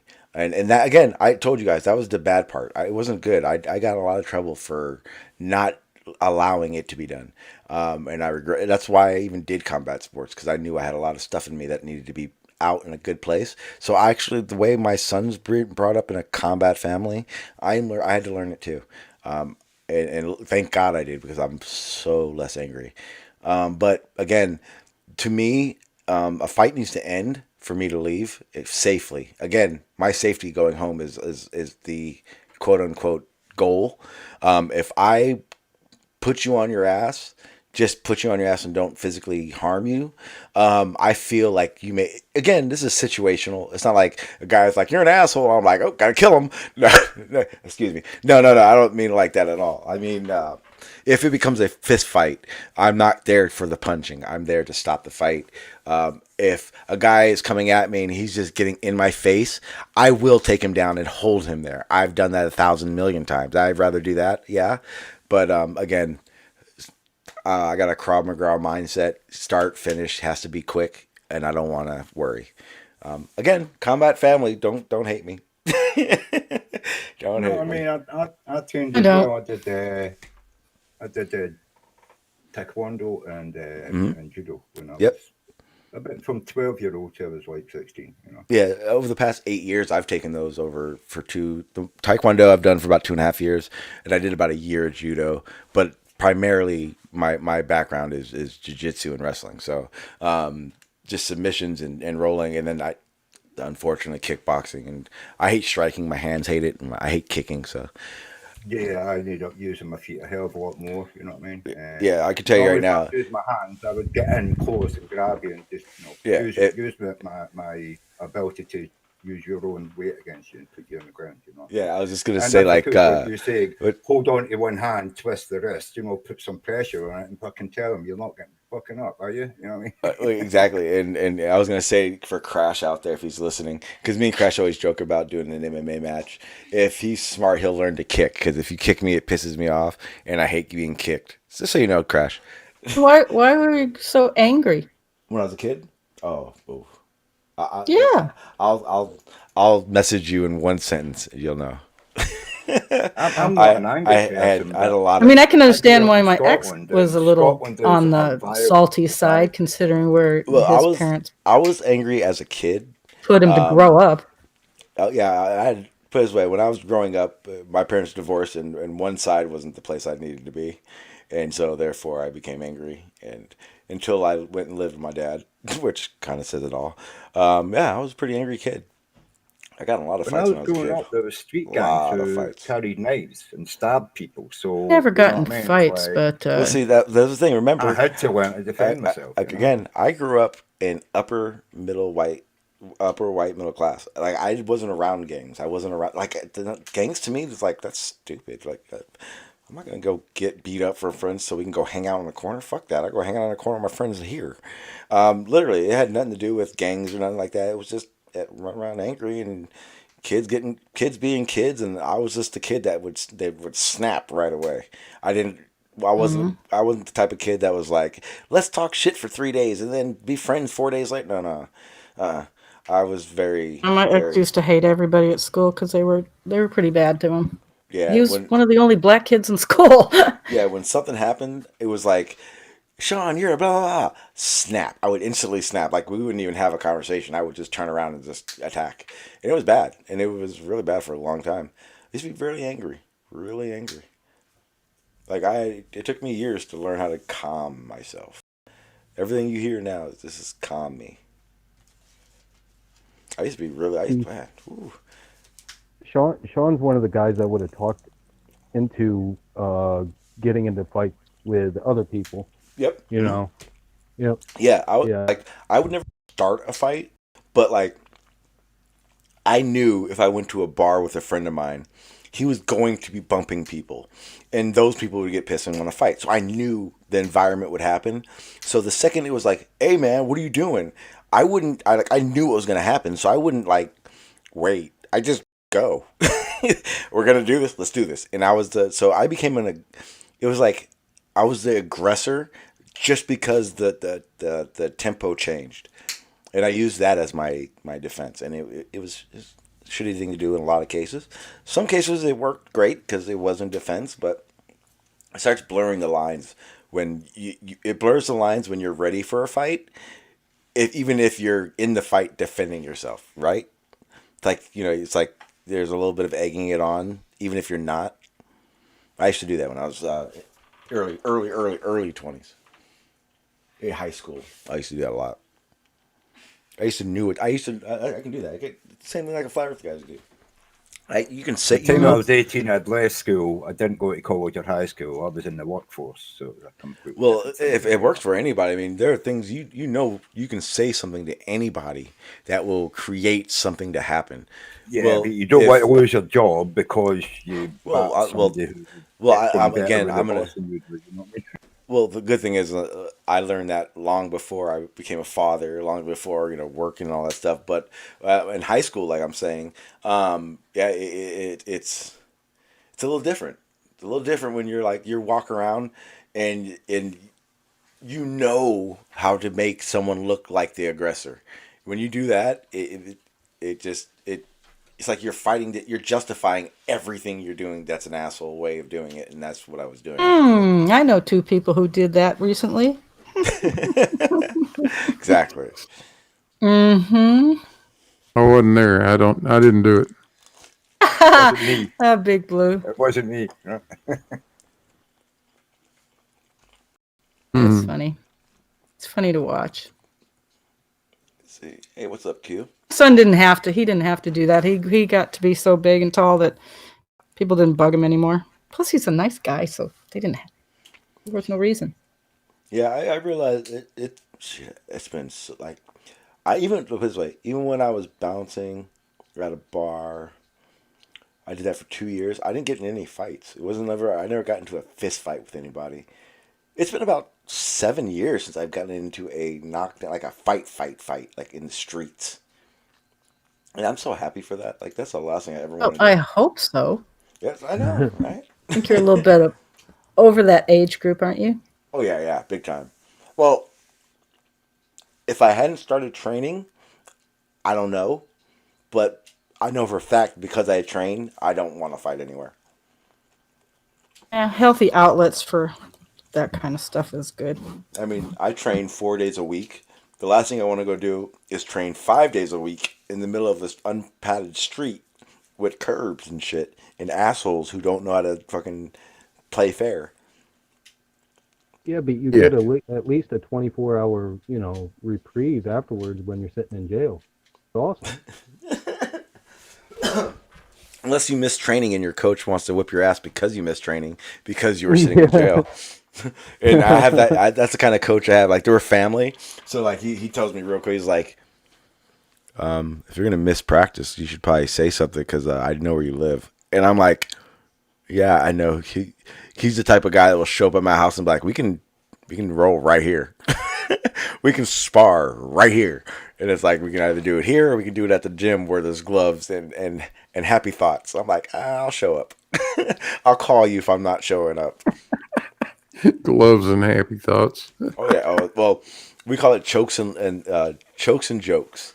So, like, you gotta have a thick skin where we train. We're always talking shit to each other, but it's like we can either do it the gym way or we can do it the street way. Because he grew up fighting in the streets, and then his life went to MMA and stuff and jiu-jitsu. So he has that let's brawl all the time mentality. So he's always ready to go. Yeah. So we take his words seriously. So he's like, yeah, we can play in the gym, but don't piss me off. And we're like, got it.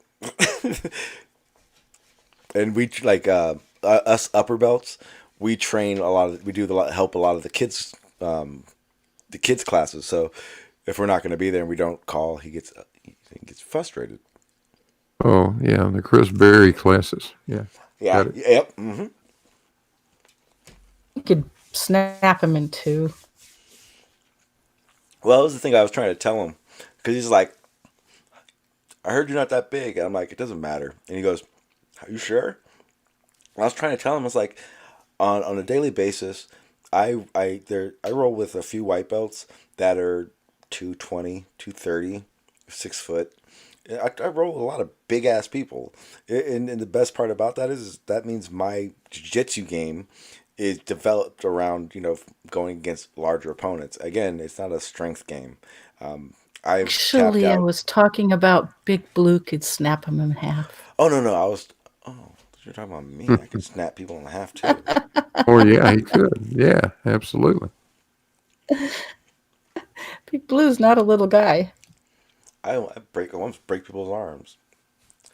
I got a couple of them. I heard a guy, this one match I did a Kimura.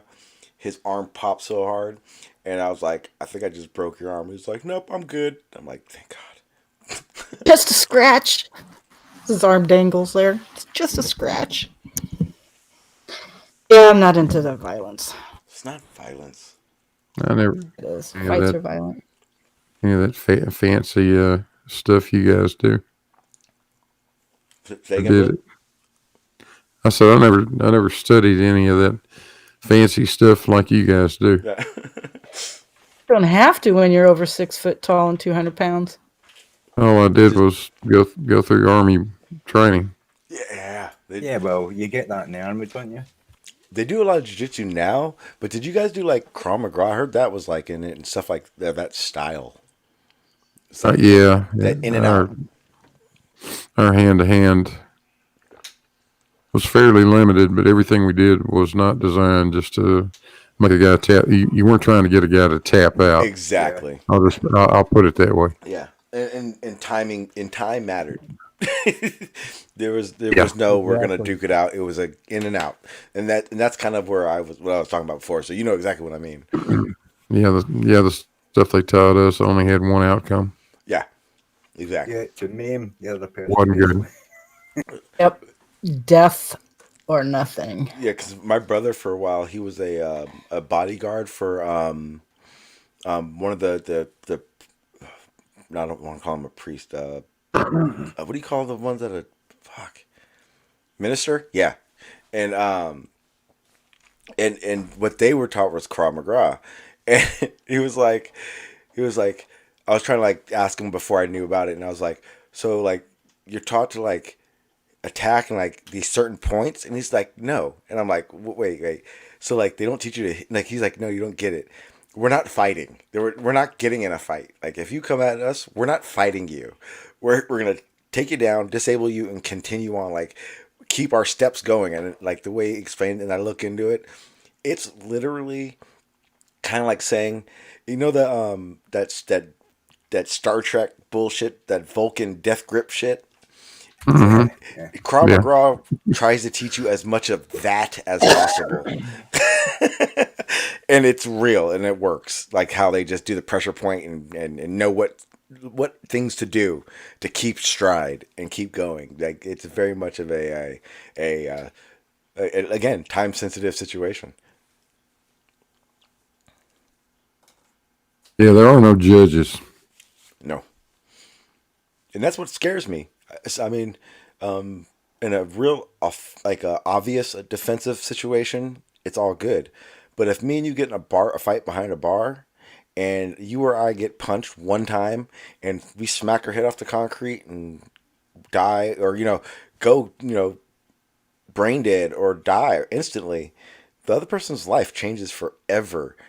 Even though the guy may Yep. not want to kill him, just the accidental risk of it scares the shit out of me.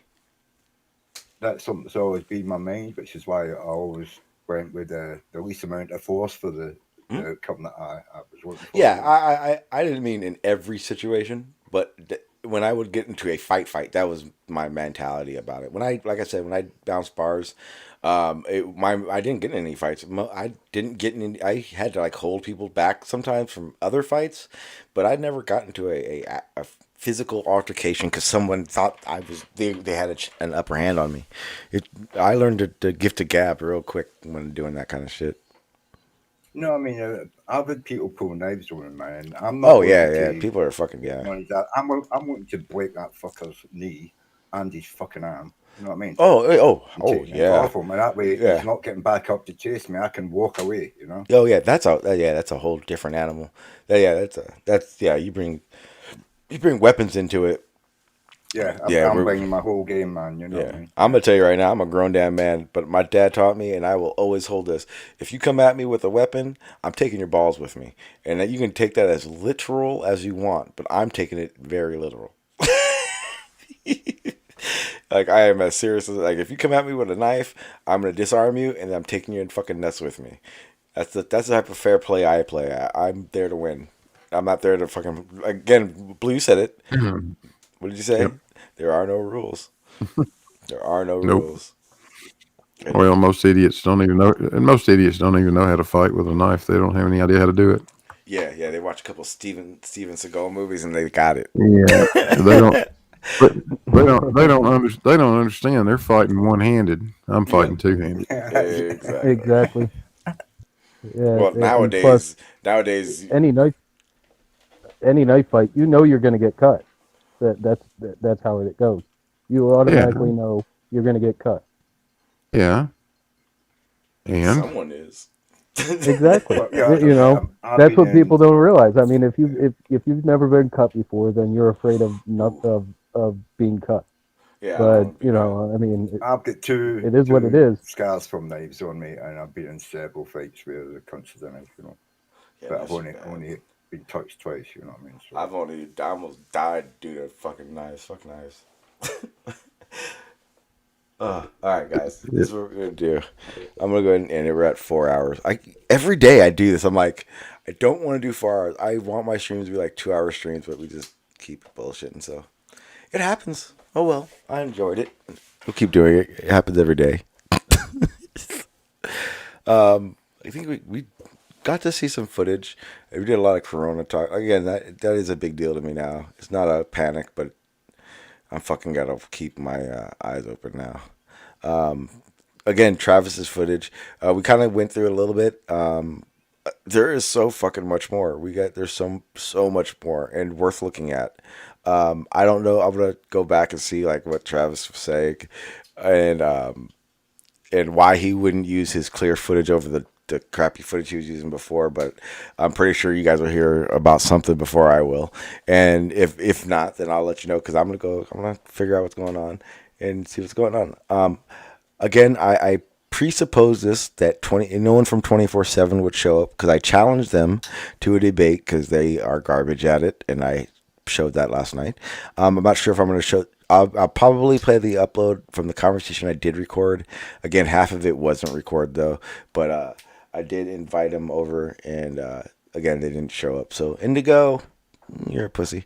But other than that, guys, I'm gonna go ahead and just get out of here. I'm tired. Been streaming a long time. There's actually pizza, and I want to eat it. And the piece that I did just eat wasn't easily done because I was worried about you guys hearing me eat. So I'm gonna get out of here so I can actually enjoy it. So I do appreciate you guys being here, though. Here for at the Discord, Blue, Lori, Sean, kind of Stingray. And you've got pizza and we've not. Okay.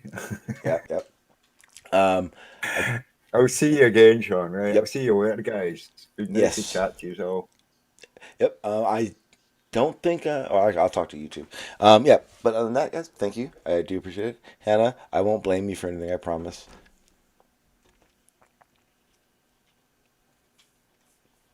Let's see. Okay, I'm gonna go ahead and mute myself out of here. All right, guys. Like I said, good. It was a fun conversation. One of the things that I wanted to say again is I am taking the corona thing seriously, and I do want you to think about maybe is the instant reaction of media hyping, is that overseeing what we need to be thinking about, or are clear signs of media hyping needing to be called out? Let me know, because that's kind of where I'm at with it. When it comes down to the footage, we'll do some more footage maybe Monday. I'm not sure if I'm going to stream tomorrow. I usually like to take a day off, but I've been streaming every day. But then again, I've been working a lot, so I may stream tomorrow. Either way, next stream is going to be a little bit more footage, a different topic. We'll talk about whatever's going down and whatever topic you guys want to. But we'll always do a little bit of the footage Travis put in, only because, again, we don't get to see good, clear Travis footage. And I feel like because I have it, we should show it because it's worth seeing. I'm going to find Travis, and I'm going to figure out why he used someone else's boat beyond the curvature footage and not his own really good crisp footage. That's weird. But yeah, guys, I'm going to go ahead and get out of here. Sorry, I'm going to stop my little rant and get out of here now. So with that being said, thank you guys again. I swear appreciate it. And I will see you guys around. Peace.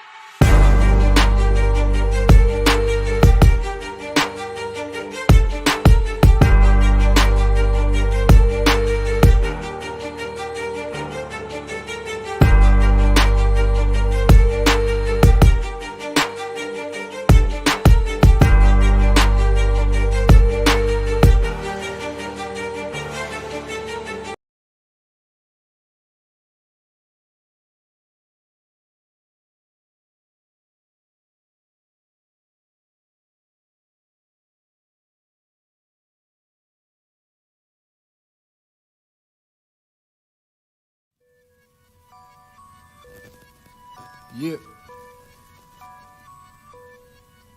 Yeah. Okay. Yeah.